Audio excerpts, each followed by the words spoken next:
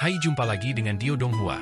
Kali ini menceritakan bagaimana Kapten dan Suking menyamar sebagai ras mayat laut dan menyusup ke pulau utama ras mayat laut. Mereka memiliki tujuan untuk mengambil patung yang biasa dipuja ras mayat laut. Bagaimanakah kisahnya? Mari kita ikut.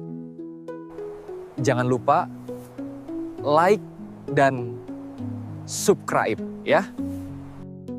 Di langit, sebuah kapal kayu hitam bersiul ke depan, menembus awan dengan kecepatan yang sangat cepat. Udara terkoyak, menciptakan suara keras. Sasarannya adalah pulau ras mayat laut yang jaraknya 10 hari dari sini. Melalui peta bahari yang didistribusikan selama Perang Tujuh Mata Darah, Suking tahu bahwa meskipun tempat itu adalah sebuah pulau, ukurannya sebenarnya jauh melebihi pulau-pulau ras duyung. Ukurannya sekitar 10% dari benua Nanhuang. Di kapal kayu hitam ini, Suking dan Kapten akhirnya memutuskan rencana perjalanan ini setelah banyak berdiskusi. Kita akan bisa mencapai ras mayat laut dalam 10 hari. Rencana Anda bagus, tetapi tidak masalah untuk melaksanakannya dalam beberapa hari. Mengapa saya merasa bahwa Anda cukup bersemangat? Di kapal kayu hitam, Kapten memandang Suking dan bertanya dengan curiga. Keduanya telah mendiskusikan rencana untuk menyusup ke ras mayat laut selama sehari. Alasan mengapa butuh waktu lama adalah karena sang Kapten sebenarnya tidak punya rencana. Rencananya adalah beradaptasi dengan situasi setelah menyusup ke pulau. Suking tidak setuju dengan rencana seperti itu. Oleh karena itu, setelah beberapa pemikiran, dia mengusulkan sebuah target, bagaimana mereka bisa memasuki lokasi patung mayat leluhur dengan cara tercepat. Dengan target ini, rencananya menjadi sederhana. Cara tercepat adalah dikawal secara pribadi oleh para pembudidaya ras mayat laut segera setelah mereka memasuki pulau. Dengan cara ini, mereka tidak akan membuang waktu. Suking dan Kapten telah mendiskusikan bagaimana melakukannya. Itu akan terluka. Putri ketiga terluka parah dan nyaris tidak berhasil melarikan diri. Oleh karena itu, hal pertama yang dia lakukan adalah memulihkan diri. Identitasnya juga menentukan bahwa dia pasti akan dikirim ke lokasi patung mayat leluhur. Lagi pula, menurut informasi yang dibeli oleh Kapten, selain mampu mengubah orang mati menjadi ras mereka, patung mayat leluhur juga memiliki efek penyembuhan yang menakjubkan. Oleh karena itu, kata-kata keraguan Kapten dari sebelumnya. Jika cedera terbentuk baru-baru ini, orang luar akan melihatnya sekilas. Ini tidak akan baik. Suking menggelengkan kepalanya. Setelah melirik Kapten, dia berbicara lagi. Saya akan menambahkan beberapa setiap hari dan dalam 10 hari, gabungan cedera baru dan lama akan membuat situasinya terlihat lebih nyata. Kecurigaan Kapten tidak berkurang. Dia memandang Suking, ingin menyimpulkan sesuatu dari wajahnya. Dia bertanya-tanya apakah Suking menggunakan ini untuk membalas dendam. Suking menatap mata Kapten tanpa menghindar. Melihat tatapan Suking, sang Kapten menghela nafas. Dia ingat bahwa dia telah mengajari Suking metode ini, dan sekarang, bahkan dia tidak tahu apakah yang terakhir berbohong atau tidak. Namun, dia adalah orang yang menentukan. Dia mengeluarkan belati dan menusuk perutnya sendiri, darah biru mengalir keluar dan membasahi jubahnya.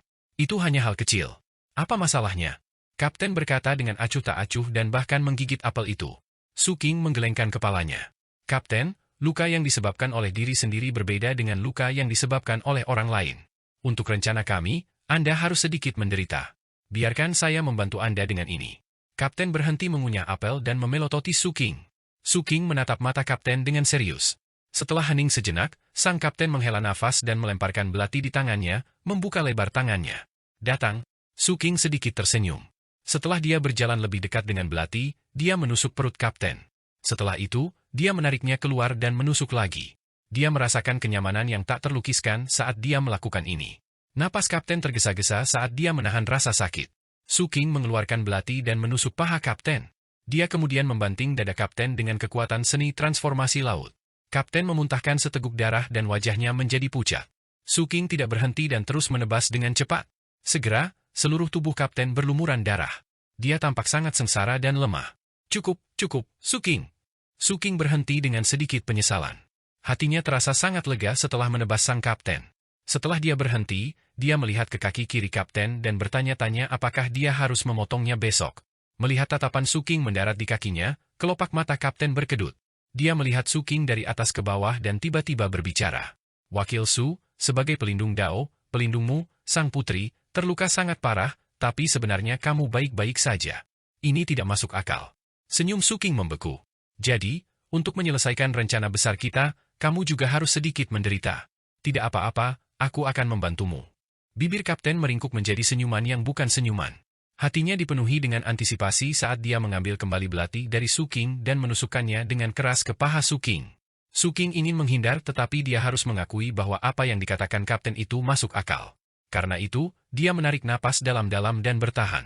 Dia mengangkat kepalanya dan melirik kapten, membiarkan pedang kapten menusuk pahanya. Su King menggertakkan giginya dengan keras. Kapten melompat kegirangan dan dengan cepat menikam perutnya 3 kali.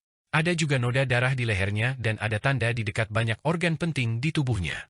Melihat dagingnya hancur berantakan, Su King tiba-tiba mundur selangkah dan menatap kapten saat dia berbicara dengan suara serak.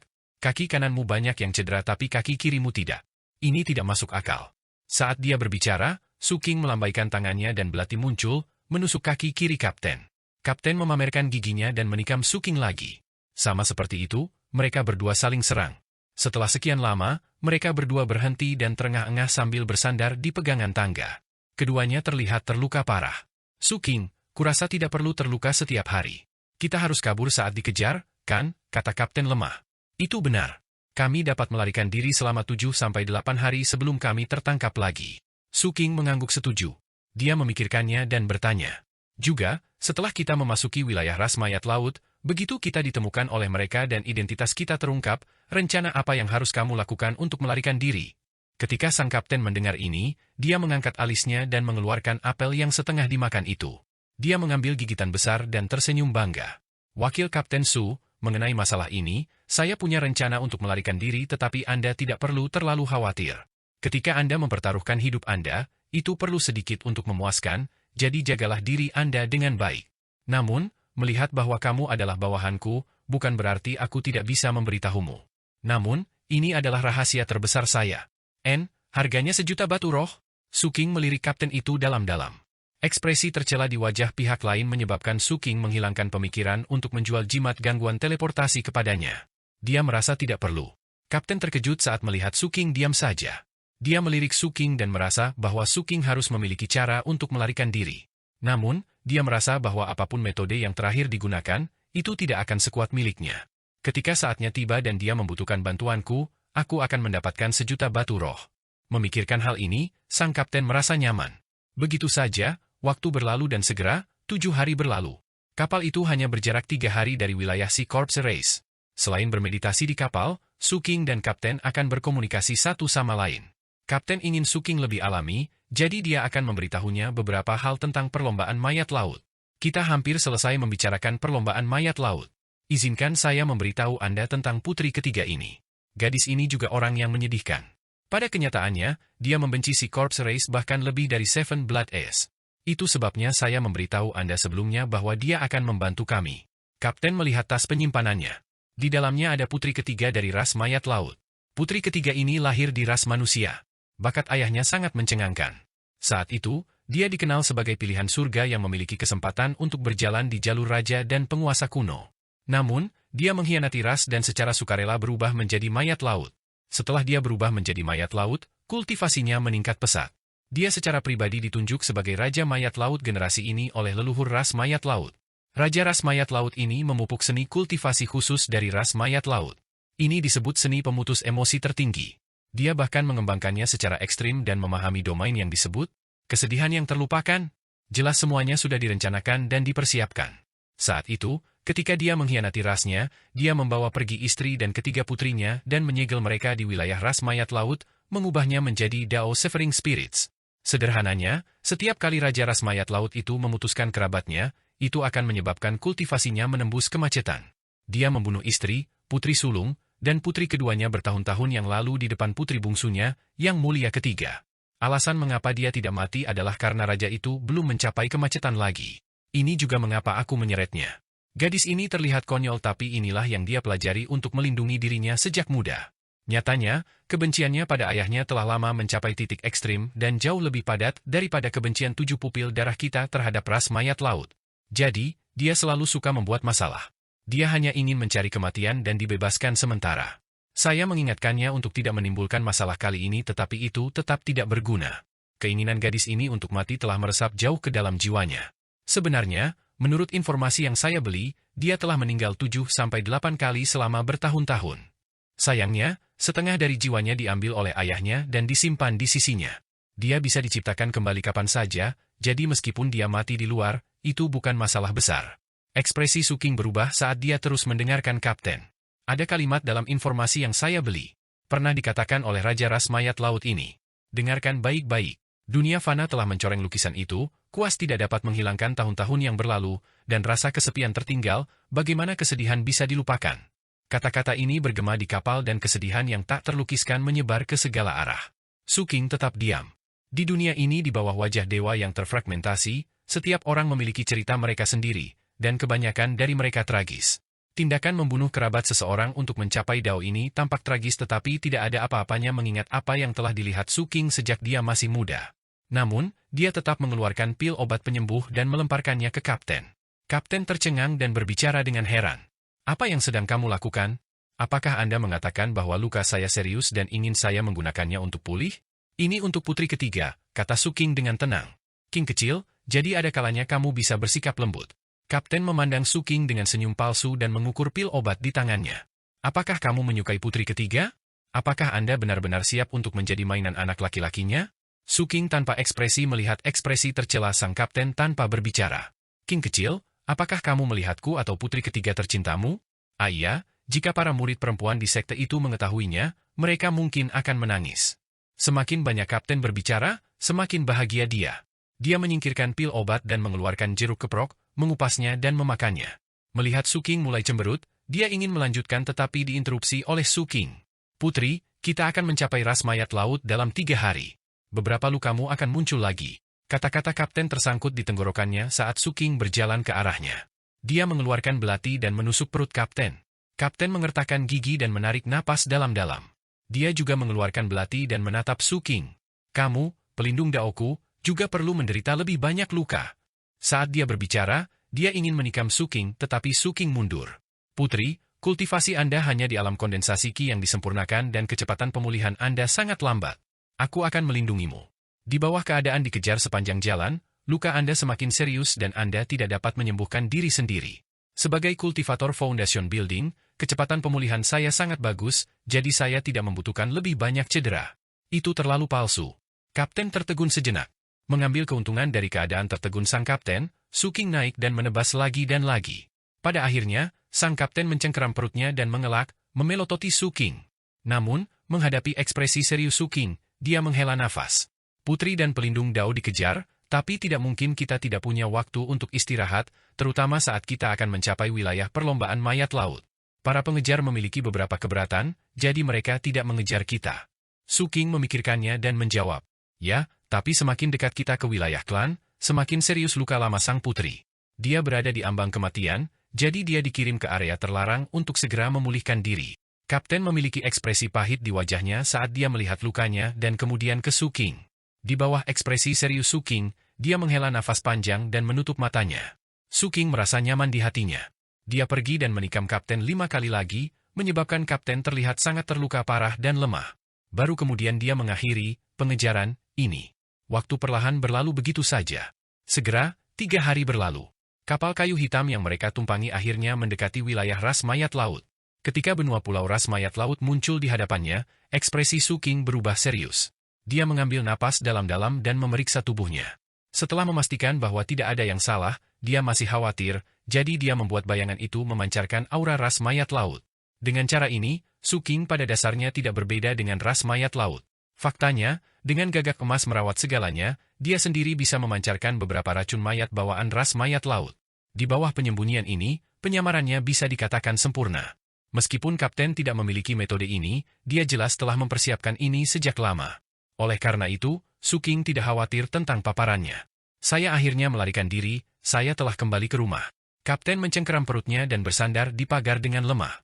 Angin bertiup dan mengibaskan rambut hitamnya yang berlumuran darah, memperlihatkan wajah cantik yang halus dan bergerak di bawah rambutnya yang indah. Kulitnya yang pucat dan sorot matanya yang rumit membuat sang Kapten tidak berbeda dengan putri ketiga yang sebenarnya. Dia bahkan tampaknya telah memahami proses pemikiran putri ketiga. Jika bukan karena fakta bahwa Suking telah menyaksikan penyamaran Kapten dan mengetahuinya, akan sangat sulit baginya untuk mengenali Kapten saat ini. Terima kasih telah melindungiku. Tubuh Kapten berada di ambang kehancuran dan suaranya lemah dengan sedikit kelembutan. Tangannya yang memegang pagar di samping gemetar. Dia menekan keseriusan luka di tubuhnya dengan sekuat tenaga, seolah-olah relaksasi sedikit pun akan menyebabkan semua lukanya bertingkah dan memusnahkan hidupnya. Ada luka yang hampir fatal di dadanya yang akan menembus jantungnya jika menyimpang sedikit saja. Meski begitu, sepertinya masih melukai meridian hatinya. Sedangkan untuk Su King, jubah Taois awalnya berwarna putih sekarang diwarnai dengan darah biru. Penampilan pucatnya menjadi lebih pucat. Nafasnya tidak stabil, seolah-olah dia dengan paksa menahan luka-lukanya. Cederanya yang paling serius ada di lehernya, seolah-olah batang tenggorokannya telah dipotong sebelumnya. Meskipun dia telah pulih sedikit, dia tidak dapat berbicara banyak. Bahkan, darah terlihat merembes keluar dari ujung jubahnya. Menghadapi kata-kata kapten, Su King tanpa ekspresi, seolah-olah dia tidak memiliki banyak emosi. Dia mengabaikan luka-lukanya dan menangkupkan tinjunya dan membungkuk kepada kapten. Pada saat itu, fluktuasi yang kuat menyapu dari depan, langsung menyelimuti kapal mereka. Kapal yang mereka tumpangi berhenti di udara. Fluktuasi yang kuat ini tidak dipancarkan oleh seorang kultivator tetapi oleh kekuatan formasi susunan. Itu adalah susunan pelindung dari wilayah Sea Corps Race. Sekarang saat perang, formasi susunan Sea Corps Race diaktifkan secara permanen. Sambil menghentikan semua orang luar untuk masuk, itu juga bisa mempercepat pengaturan ras mayat laut di wilayah mereka. Su King tahu identifikasi ini dengan formasi susunan adalah ujian pertama mereka dalam menyusup ke wilayah perlombaan mayat laut. Namun, Su King dan Kapten sudah bersiap untuk ini. Saat kekuatan formasi susunan menyebar, tubuh Kapten memancarkan fluktuasi energi sebagai respons. Itu sama untuk Su King. Dia membuka botol kecil dan demikian pula, fluktuasi energi menyebar. Formasi arai dengan cepat melewati mereka dan mengakui identitas mereka. Adegan ini membuat Su King sangat menghargai persiapan Kapten. Dia melihat benua pulau ras mayat laut di bawah. Pulau luas yang seperti benua ini memiliki gaya yang sama sekali berbeda dari apapun yang pernah dilihatnya sebelumnya. Tempat ini adalah daerah pesisir, dan dipenuhi dengan tumbuh-tumbuhan besar yang terlihat seperti lingzi. Namun, warnanya hitam dan mengeluarkan racun mayat yang pekat bersamaan dengan tekanan yang mencengangkan. Masing-masing lingzi hitam ini panjangnya lebih dari 1000 kaki. Sekilas, ada sekitar 100 ekor di perairan pantai yang tersebar di sepanjang garis pantai. Di setiap lingzi, ada banyak tempat berlabuh yang dibangun dari tulang. Orang bisa melihat sejumlah besar kapal perang mirip peti mati menunggu untuk lepas landas. Tentakel yang tak terhitung jumlahnya tumbuh di bawah lingzi ini, terkulai di tanah dan di laut. Mereka menyerap zat anomali, dan juga menyebarkan tali yang terhubung ke perahu yang mengapung di laut. Tempat ini jelas merupakan pelabuhan, dan seluruh garis pantai ras mayat laut tampaknya juga merupakan pelabuhan. Langit di sini diselimuti oleh awan gelap yang tebal. Ada susunan teleportasi yang bersinar di dalamnya. Penggarap berteleportasi keluar dan kembali setiap saat. Banyak kapal perang ras mayat laut dan sosok pembudidaya mayat laut memenuhi seluruh pulau. Suara ledakan dan dentuman sonik sering terdengar, tetapi kata-kata orang jarang terdengar. Tanahnya juga hitam dan tertutup lingzi besar seperti yang ada di garis pantai. Namun, warnanya sedikit berbeda. Sebagian besar lingzi di pantai berwarna merah. Pohon-pohon raksasa yang umum di pulau ini. Pohon-pohon itu membusuk, memancarkan zat anomali yang padat. Kupu-kupu hitam yang tak terhitung jumlahnya bergerak di antara mereka. Ada sungai panjang yang semerah darah. Seluruh dunia seperti tanah dunia bawah. Sementara itu adalah pemandangan yang mengejutkan, ada juga tekanan menakutkan yang tak terlukiskan yang menyebar ke segala arah. Ketika Su King dan kapal kayu hitam Kapten membeku di udara di atas laut, peti mati segera membubung ke langit dari garis pantai di bawah. Mereka langsung mendekati kapal dan berdiri di sekitarnya. Sebanyak 16 peti mati tua mengelilingi kapal kayu hitam itu, tampak dalam formasi. Garis-garis petir hitam menyebar dari mereka dan terhubung satu sama lain. Setelah itu, sebuah peti mati di depan Su King dan sang kapten tiba-tiba bergetar. Tutupnya terbuka dan mayat laut yang seluruh tubuhnya tertutup kabut hitam keluar. Penampakan mayat laut ini sedikit kabur karena kabut. Orang hanya bisa samar-samar melihat penampilan manusia mereka. Setelah dia berjalan keluar, tatapan tajamnya langsung tertuju pada Su King dan sang kapten. Fluktuasi kekuatan dari pembudidaya Foundation Building tahap akhir dipancarkan oleh mayat laut ini. Dia belum mengaktifkan Mystic Brilliance Form, tetapi tekanan yang dibentuk oleh 90 lubang sihir membuat hati Su King tenggelam. Orang ini jelas adalah kultivator yang bertanggung jawab atas pelabuhan di bawah. Dia muncul karena Su King dan kapten. Su King menundukkan kepalanya dan mengikuti etiket perlombaan mayat laut yang telah dia pelajari dalam perjalanan untuk menunjukkan rasa hormatnya. Penggarap mayat laut ini mengalihkan pandangannya ke Su King dan kapten, sebelum berbicara dengan kapten dengan suara yang dalam. "Salam, putri ketiga. Di mana ayahku?" Kapten memegang pagar dan bertanya dengan dingin. "Raja ada di medan perang dan belum kembali. Jadi, kamu melihatku tapi tidak berlutut? Juga, apa arti dari blokade ini?" Kapten tiba-tiba mengeluarkan mutiara hitam dan melemparkannya ke pembudidaya mayat laut. Mutiara hitam itu langsung meledak di tubuh mayat laut itu. Tubuh pembudidaya mayat laut bergetar tetapi dia tidak terluka sama sekali. Dia tanpa ekspresi melirik kapten dan menundukkan kepalanya untuk berlutut dengan satu lutut. Serangan ini jelas memperparah cedera sang kapten. Dia memuntahkan seteguk darah tetapi dengan paksa menahan rasa sakit. Bawa aku ke tanah patung mayat leluhur. Aku ingin menyembuhkan lukaku. Sebelum raja pergi, dia menginstruksikan bahwa jika sang putri kembali, dia harus langsung dikirim ke istana dan tidak diizinkan keluar. Dihadapkan dengan permintaan putri ketiga, 3 pembudidaya bangunan Yayasan Api dengan tenang menjawab. Dia kemudian melambaikan tangan kanannya. Segera, semua peti mati di sekitarnya memancarkan aura seorang kultivator. Pada saat yang sama, petir hitam juga terhubung ke kapal kayu hitam dan mengarahkannya ke depan.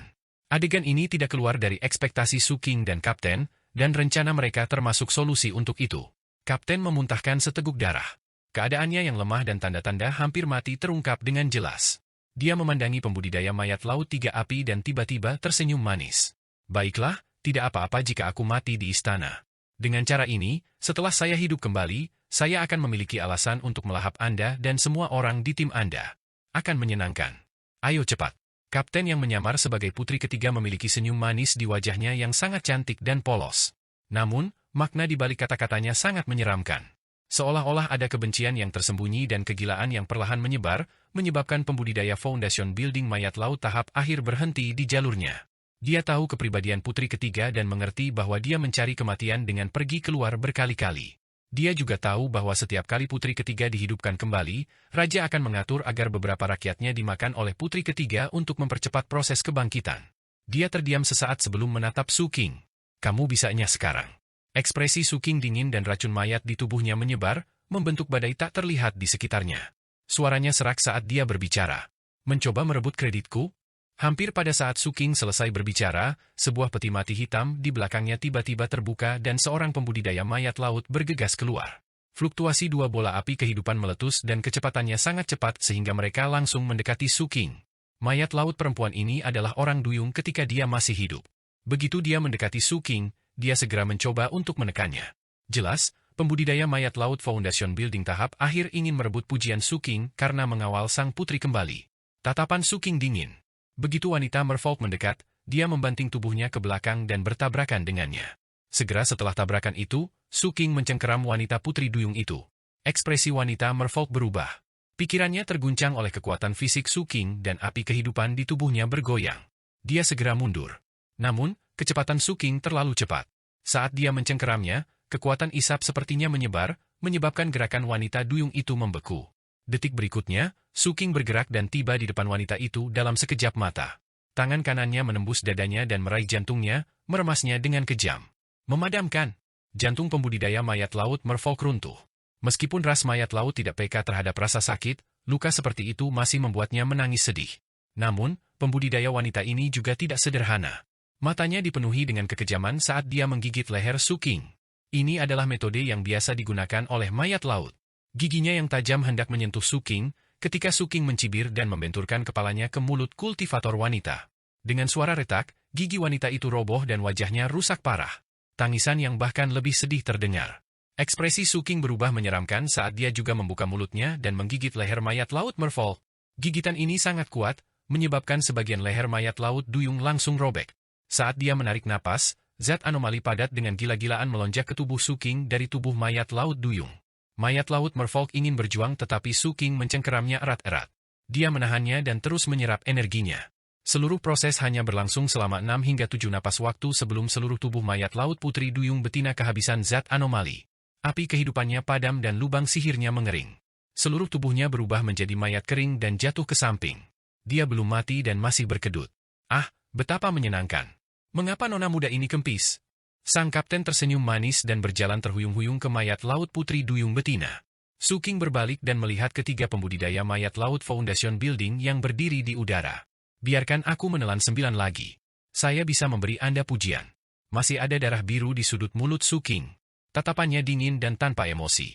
Namun, penampilannya saat ini menyebabkan ekspresi mayat laut Foundation Building 3 api menjadi sedikit husuk. Alasan mengapa dia berbicara seperti itu sebelumnya bukan hanya untuk merebut pujian tetapi juga untuk menyelidiki. Selama periode perang ini, beberapa murid dari 7 pupil darah telah menggunakan berbagai metode untuk menyelinap masuk. Meskipun mereka semua ditemukan dan dibunuh, kembalinya sang putri mungkin juga diatur oleh 7 pupil darah. Jika pihak lain benar-benar pergi sekarang, dia akan melaporkan masalah ini dan klan lain secara alami akan menyaring orang tersebut. Namun, sekarang, dia menghilangkan pemikiran ini.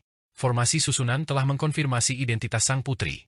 Adapun anggota klan yang mengawal sang putri kembali, tidak hanya formasi susunan yang mengkonfirmasi identitasnya, tetapi pihak lain juga melahap zat anomali yang hanya berani dilakukan oleh mayat laut. Untuk dapat membunuh salah satu dari dua bawahannya dengan mudah, itu berarti bahwa pihak lain tidak jauh dari menerobos ke levelnya. Dia mengangkat tangannya dan melambai. Petir pada 16 peti mati hitam di sekitarnya langsung menghilang dan jatuh. Kirim sang putri ke area terlarang patung mayat leluhur ke-7. Setelah melepas blokade, ras kultivator Foundation Building tahap akhir berbicara. Segera, Lingzi di tanah mulai berputar dan memancarkan kabut hitam dalam jumlah besar. Setelah kabut hitam ini menggeliat dan berkumpul, ia membentuk gurita besar. Gurita ini melayang. Salah satu tentakelnya melilit kapal kayu hitam sementara tentakel lainnya memanjang ke kejauhan di tanah, membawa Suking dan kaptennya langsung ke kejauhan. Di belakang mereka, pembudidaya mayat laut 3 api menundukkan kepalanya dan dengan hormat melihat mereka pergi. Pada saat yang sama, dia mengeluarkan suara rendah. Putri, ini adalah tugasku. Tolong jangan pedulikan rasa tidak hormat saya barusan.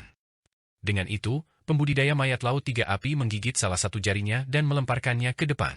Segera, jari itu berubah menjadi racun mayat padat yang menyebar ke Suking dan kapal kapten, berubah menjadi tanda yang bersinar dengan cahaya hitam. Dengan lambang ini, tidak ada yang akan mengganggumu di jalan. Putri, tolong maafkan saya atas dosa-dosa saya. Kamu bisa nyala sekarang, kata kapten dengan ringan.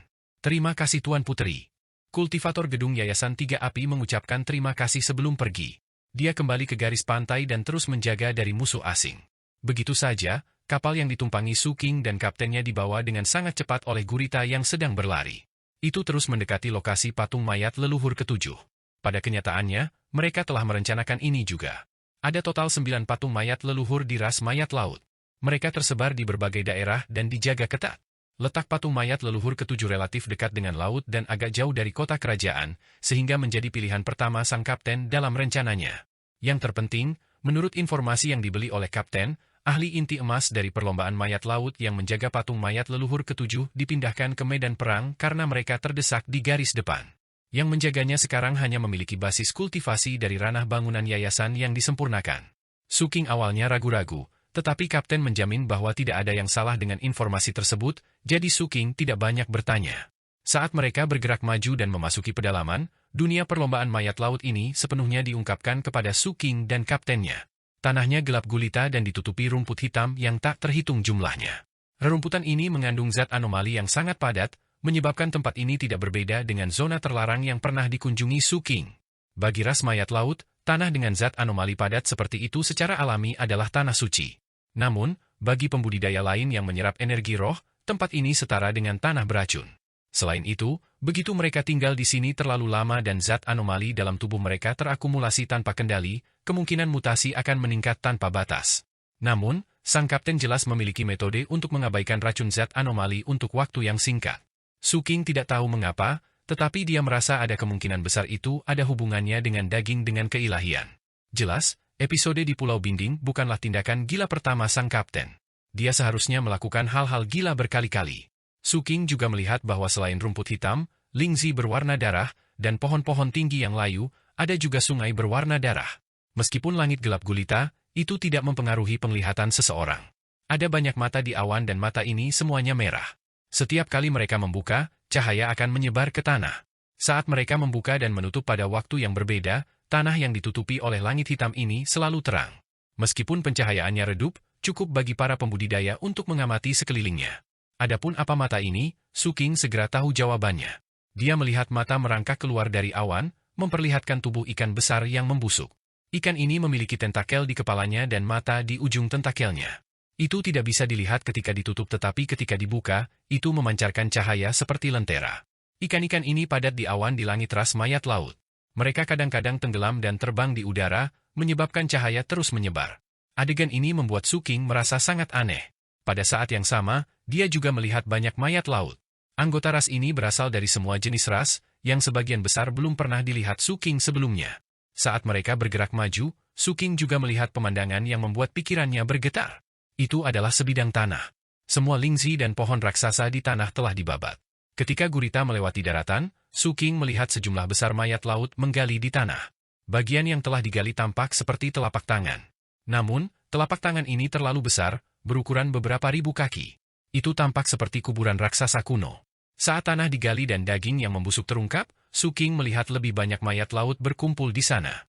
Mereka merapal mantra dan melakukan semacam ritual. Ketika kapal Suking berada di sebelah kiri daerah itu, raungan yang menghancurkan bumi terdengar. Hati Suking bergetar saat dia menoleh dan melihat sebuah tangan besar yang panjangnya 10.000 kaki terulur dari tanah, seolah ingin meraih langit. Kebangkitan! Suking menarik napas dalam-dalam. Selain itu, ada makhluk unik di ras mayat laut. Itu adalah kupu-kupu dengan wajah hantu. Menurut kelas pengetahuan umum Kapten, ketika Suking melihat kupu-kupu ini, dia tahu bahwa kupu-kupu ini disebut mimpi hantu. Ada desas-desus bahwa kupu-kupu mimpi hantu ini adalah penduduk asli benua pulau ini. Mereka adalah ras yang muncul di sini sebelum ras mayat laut. Ada banyak dari mereka di benua pulau ini. Saat Suking dan Kapten bergerak maju, kupu-kupu mimpi hantu melayang dan menari di sekitar mereka. Adegan ini seharusnya menjadi pemandangan yang indah, tetapi ketika hantu jahat yang menghadap ke sayap kupu-kupu melahap zat anomali dengan ganas, pemandangan itu menjadi menyeramkan dan aneh. Untuk beberapa alasan, banyak kupu-kupu mimpi hantu berkumpul di dekat Suking. Bahkan, dia bisa melihat lebih banyak lagi dari mereka datang ke arahnya dari jauh. Ini menyebabkan Suking mengerutkan kening. Pelindung Dao saya, mengapa Anda menarik lebah dan kupu satu? Di belakangnya, sang kapten terbatuk pelan dan berbicara. Suking melirik kapten. Ia merasa sang kapten terlalu tenggelam dalam perannya. Jika dia ingin berbicara, maka bicaralah dengan benar. Batuk lembut yang terdengar seperti rintihan membuat Suking sangat tidak nyaman. Namun, Suking tidak mengatakan apa-apa. Ini karena dia tahu bahwa meskipun leluhur Sekte Fajra telah diam beberapa hari ini dan tidak muncul, menurut kepribadian pihak lain, dia pasti diam-diam merekam beberapa adegan. Rekaman berharga ini harus berguna di masa depan. Karena itu, dia melirik kapten dalam-dalam sebelum menoleh dan mengabaikannya. Kapten mengangkat alisnya dan hendak melanjutkan berbicara ketika fluktuasi energi datang dari jauh. Kekuatan penyaringan array turun lagi dan mendarat di kapal kayu hitam. Gurita itu bergetar dan merangkak di tanah, membiarkan formasi susunan menyapu. Adapun kupu-kupu berwajah hantu, mereka dengan cepat menyebar. Suking juga menunduk dengan ekspresi serius. Dia melihat sebuah bangunan besar di kejauhan. Desain bangunan ini sederhana. Ada dua pilar batu besar yang tampak seperti pintu tanpa kepala. Ada pusaran hitam di dalamnya yang bergemuruh dan berputar, memancarkan petir merah yang menyebar ke segala arah. Di luar pintu, ada banyak pembudidaya mayat laut yang duduk bersila di atas lingzi merah. Ada pria dan wanita di antara mereka, beberapa tampak seperti manusia dan beberapa memiliki tubuh bukan manusia. Sekilas, tidak kurang dari 1.000 dari mereka dan mereka menjaga tempat ini dengan sangat ketat. Setiap keberadaan yang ingin melewati tempat ini dan memasuki pusaran harus melewati mereka sebelumnya. Apalagi, jelas ada ahli di antara mereka. Beberapa tatapan menyapu, membuat Suking merasakan bahaya. Kekuatan formasi array menyebar. Saat itu menyapu, tanda yang dibentuk oleh 3 pembudidaya bangunan yayasan di kapal hitam, Suking dan kaptennya menyala, bersinar. Setelah beresonansi dengan kekuatan formasi array, fluktuasi formasi array menghilang. Baru saat itulah gurita bangkit kembali dan dengan hati-hati bergerak maju. Ketika melewati banyak lingzi, pembudidaya mayat laut di atasnya berdiri dan menyapa kapten. Salam, putri ketiga. Salam, putri ketiga. Suking tampak tenang tetapi dia waspada di dalam. Dengan begitu banyak orang yang menatapnya, jika dia tidak berhati-hati dan mengungkapkan kekurangannya, semua usahanya sebelumnya akan sia-sia. Pada saat yang sama, berkumpulnya indera para pembudidaya mayat laut di sini menyebabkan tekanan di sini menjadi sangat besar. Suking jelas merasakan bahwa bahan dalam botol kecil di sakunya menguap lebih cepat. Jika ini terus berlanjut, itu mungkin akan kehilangan efeknya dalam waktu lama. Bahkan sang kapten gugup tidak peduli seberapa baik penyamarannya. Dia mengeluarkan banyak mutiara hitam dan memainkannya di tangannya, menunjukkan ekspresi tidak sabar. Ketika mereka hendak mencapai gerbang pilar batu raksasa, dan semakin banyak tatapan dari sekeliling mendarat padanya, kapten tiba-tiba melemparkan manik hitam ke samping. Ledakan! Aura semua pembudidaya mayat laut di sekitarnya berfluktuasi. Apakah kamu sudah cukup melihat? Ekspresi kapten berubah dari ketidaksabaran menjadi senyum manis. Meski wajahnya yang pucat menunjukkan kelemahan yang ekstrim, kelemahan inilah yang membuat senyumnya tampak lebih menawan. Para pembudidaya mayat laut di sekitarnya terdiam dan segera menundukkan kepala. Bantu aku masuk. Kapten tersenyum dan berjalan ke depan kapal, mengangkat tangannya ke arah Suking. Su King sangat mengagumi kemampuan akting sang kapten. Dia menundukkan kepalanya dan berjalan mendekat. Dia memegang tangan kecil kapten dan maju selangkah, meninggalkan kapal kayu hitam dan gurita di bawah. Mereka kemudian dengan cepat mendekati pusaran hitam besar. Dibandingkan dengan pusaran ini, Su King dan kaptennya seperti semut. Kekuatan mengerikan yang dipancarkan oleh pusaran menyebabkan Su King dan pikiran kapten bergetar. Namun, keduanya telah mempersiapkan diri secara mental. Mereka masih terus bergerak dengan kecepatan sedang. Ketika mereka berada tepat di depannya, mereka saling memandang dan melangkah ke pusaran pada saat yang sama tanpa ragu-ragu. Saat mereka masuk, pikiran mereka bergetar. Seolah-olah mereka telah memasuki ruang lain dan muncul di dunia merah. Wilayah dunia ini tidak besar. Tanah ditutupi cairan merah yang seperti genangan darah. Ada lingkaran pilar batu di sekitarnya, dan ada lebih dari 70 pilar. Pada masing-masing dari mereka duduk seorang kultivator ras mayat laut. Selain itu, hal yang paling menarik perhatian di dunia ini adalah patung besar. Patung ini berdiri di atas kolam dan kakinya terendam air. Tingginya lebih dari 30.000 kaki dan sepertinya bisa menyentuh langit. Seluruh tubuhnya merah dan tertutup bintik-bintik. Itu tampak seperti mayat manusia yang mengaum di langit. Tangannya juga ditempatkan dengan sangat aneh. Satu tangannya terangkat seolah ingin meraih langit, sementara tangan lainnya diletakkan rata di dadanya. Sejumlah besar tentakel tumbuh di tubuh patung itu. Tentakel ini menyebar ke segala arah seperti pita dan mata terbuka muncul pada mereka. Jika seseorang melihat lebih dekat pada mata itu, mereka akan melihat bahwa mereka memantulkan dunia. Dunia yang berbeda terpantul di mata itu, menyebabkan aura patung ini menghancurkan bumi. Tekanan mengguncang lingkungan dan sepertinya beresonansi dengan semua anggota ras mayat laut di sini. Seolah-olah semua mayat laut ini berubah dari aura patung ini. Patung ini sendiri adalah sumbernya. Pada saat yang sama, tekanan di sini jelas melampaui dunia luar setidaknya puluhan kali, menyebabkan botol kecil di tubuh Su King terus menguap. Retakan muncul di wajah kapten, seolah-olah penyamarannya akan hancur. Namun, tidak diketahui bagaimana dia melakukannya, tetapi retakan itu dengan cepat sembuh. Namun, Su King bisa merasakan fluktuasi yang tidak stabil dari tubuh kapten. Jelas, dia juga tidak bisa bertahan terlalu lama di sini. Keduanya terguncang. Patung ini adalah patung mayat leluhur ketujuh dari ras mayat laut. Penampilan dan ukuran 9 patung mayat leluhur ras mayat laut berbeda. Yang ketujuh ini bukanlah yang terbesar atau terkuat di antara mereka. Namun, sebagai salah satu dari 9 leluhur, statusnya di perlombaan mayat laut adalah yang tertinggi. Bahkan Raja Mayat Laut harus membungkuk dengan hormat setiap kali dia tiba. Pasalnya, 9 patung tersebut mengandung rahasia lahirnya ras mayat laut. Kolam merah di bawah patung mengeluarkan cairan dengan sendirinya. Cairan di dalamnya adalah kebutuhan ras mayat laut untuk mengubah klan baru, dan juga cairan suci untuk penyembuhan. Saat ini, ada puluhan pembudidaya mayat laut duduk bersila dan memulihkan diri di kolam merah. Yang terlemah di antara orang-orang ini berada di level 2 api. Ada juga satu dengan 3 kebakaran yang terluka. Jelas, dia telah kembali dari garis depan. Apa yang benar-benar menyebabkan Su King dan pikiran kapten bergetar hebat adalah bahwa di tangan kiri patung yang diletakkan di dadanya, ada seorang anak laki-laki berjubah merah duduk bersila. Su King pernah melihat anak ini sebelumnya di Kepulauan Mutiara. Pihak lain tidak lain adalah pembudidaya inti emas dari ras mayat laut yang telah berjalan menuju Kepulauan Mutiara saat itu. Su King menatap kapten. Kapten juga terkejut. Dia menjawab dengan senyum pahit. Jelas, informasinya salah. Mungkin wali sebelumnya telah dipindahkan dan wali baru telah tiba. Su King terdiam. Dia merasa terlalu gila untuk mempercayai kapten, dan datang ke sini bersamanya. Tidak hanya ada puluhan 2 kebakaran di sini, tetapi juga ada 1000 pembudidaya di luar. Apalagi, ada seorang kultivator Golden Core yang bisa menamparnya sampai mati dalam jarak sedekat itu. Meskipun pihak lain sedang bermeditasi, Su King dapat membayangkan bahwa jika pihak lain membuka matanya dan melihat lebih dekat pada mereka, dia mungkin dapat menyimpulkan sesuatu. Lagi pula, tekanan di sini sudah menghilangkan efek penyembunyian mereka. Belum lagi ini adalah wilayah ras mayat laut.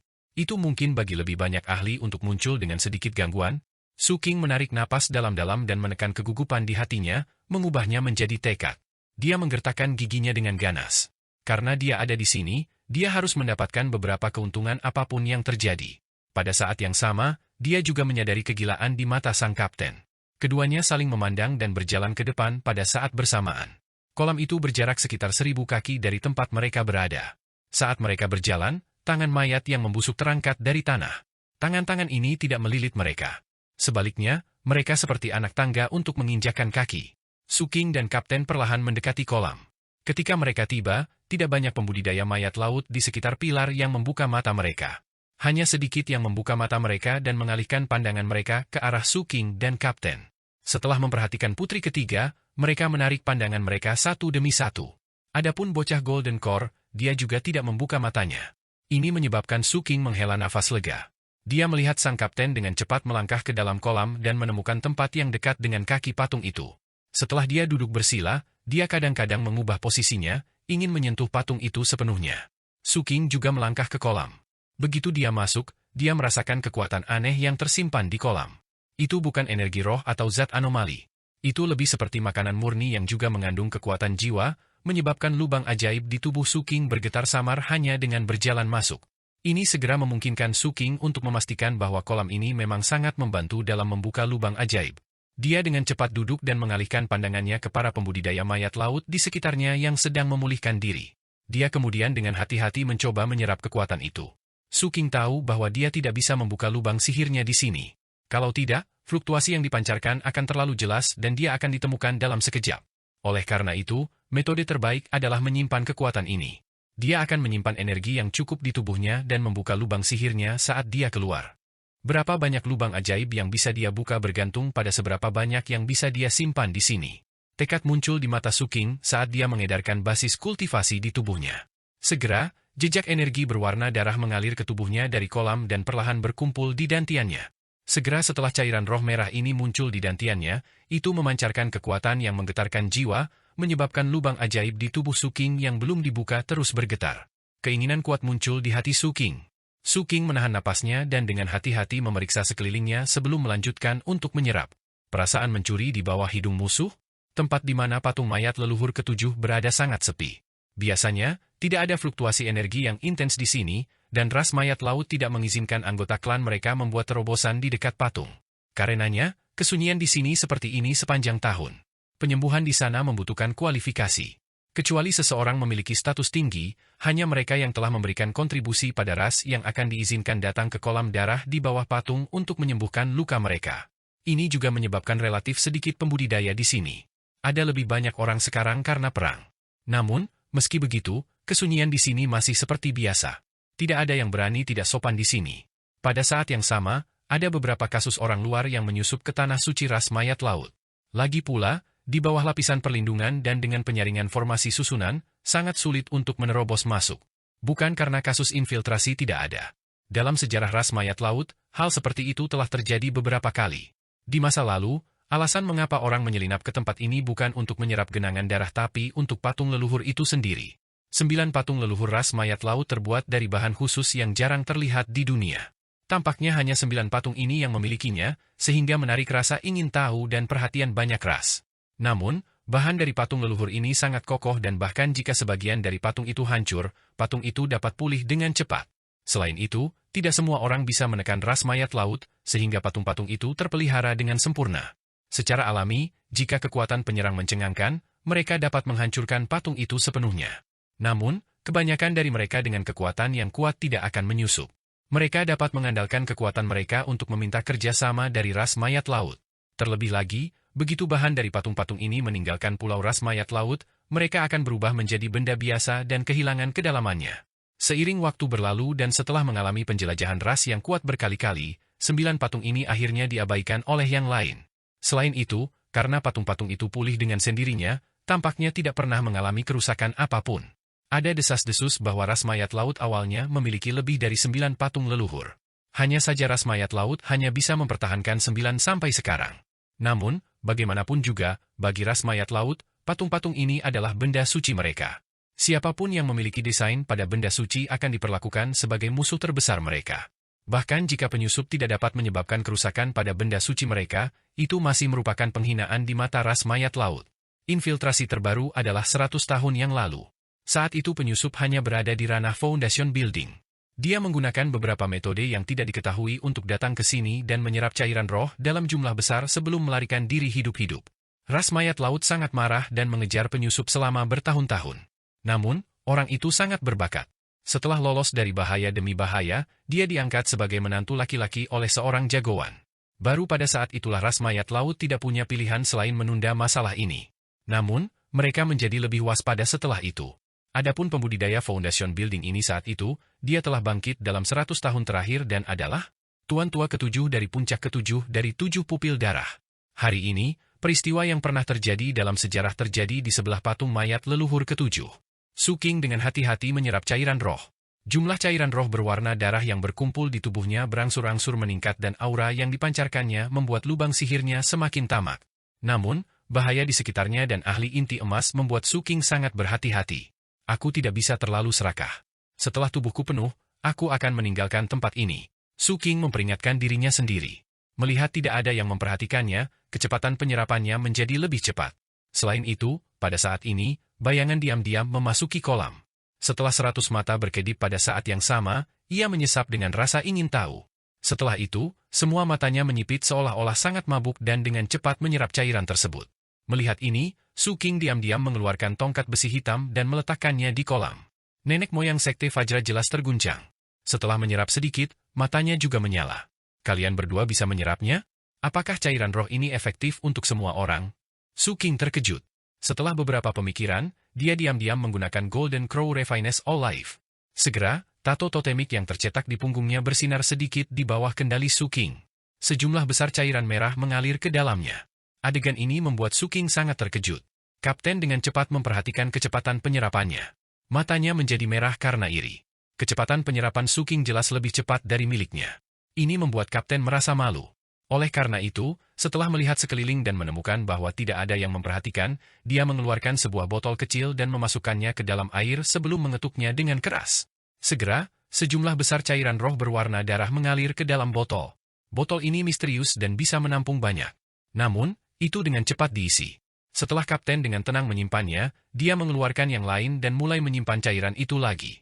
Sama seperti itu, dia menggunakan barang demi barang untuk menyimpan cairan. Kecepatannya tidak lebih lambat dari kecepatan Su King. Su King juga merasakan adegan ini. Dia melirik Kapten dengan cemberut. Kapten juga menatapnya dengan tatapan provokatif. Su King terdiam. Dia tahu bahwa kaptennya adalah orang gila, jadi dia tidak akan berdebat dengan orang gila. Di saat yang sama, ia terus mengingatkan dirinya sendiri untuk tidak serakah dan ambil secukupnya saja. Setelah dia cukup menyerap, dan bayangan, nenek moyang Sekte Fajra, atau Golden Crow Refinest All Life mencapai batasnya, dia akan pergi. Namun, bayangan, leluhur Sekte Fajra, dan dirinya sendiri belum cukup menyerap. Su King memikirkannya dan perlahan mendekatkan tubuhnya ke patung itu. Dia sudah merasakan bahwa semakin dekat dia dengan patung itu, semakin baik kualitas cairan roh berwarna darah itu. Saat dia mendekati patung itu, hati Su King dipenuhi dengan keterkejutan. Dia menemukan bahwa kecepatan penyerapannya semakin meningkat. Itu sama untuk bayangannya. Nenek moyang Sekte Fajra adalah yang paling tidak berguna. Dia benar-benar mencapai batasnya segera setelah itu. Su King melirik tongkat besi hitam itu dengan sedih. Setelah dia menyimpannya, dia berpikir dalam hati. Aku akan pergi saat bayangan dan aku sudah kenyang. Setelah memiliki rencana ini, Su King terus bergerak perlahan. Segera, waktu yang dibutuhkan untuk membakar dupa berlalu dan dia diam-diam tiba di kaki patung. Pada saat yang sama, setelah Kapten memperhatikan tindakan Su King, dia juga bergerak menuju patung itu. Sama seperti itu, ketika Su King tiba di samping salah satu kaki patung, sang Kapten juga tiba di samping kaki patung yang lain. Dia merasa bahwa Su King agak terlalu gila. Dia telah mengisap begitu lama tetapi dia masih belum pergi. Tidak, saya tidak bisa dibandingkan dengan bawahan saya. Hehe, apakah kamu mencoba bersaing denganku dalam kegilaan? Kapten bergumam dalam benaknya. Dia langsung mengeluarkan 10 botol dan mulai menyimpan cairannya. Alis Su King langsung terangkat. Kapten terlalu serakah.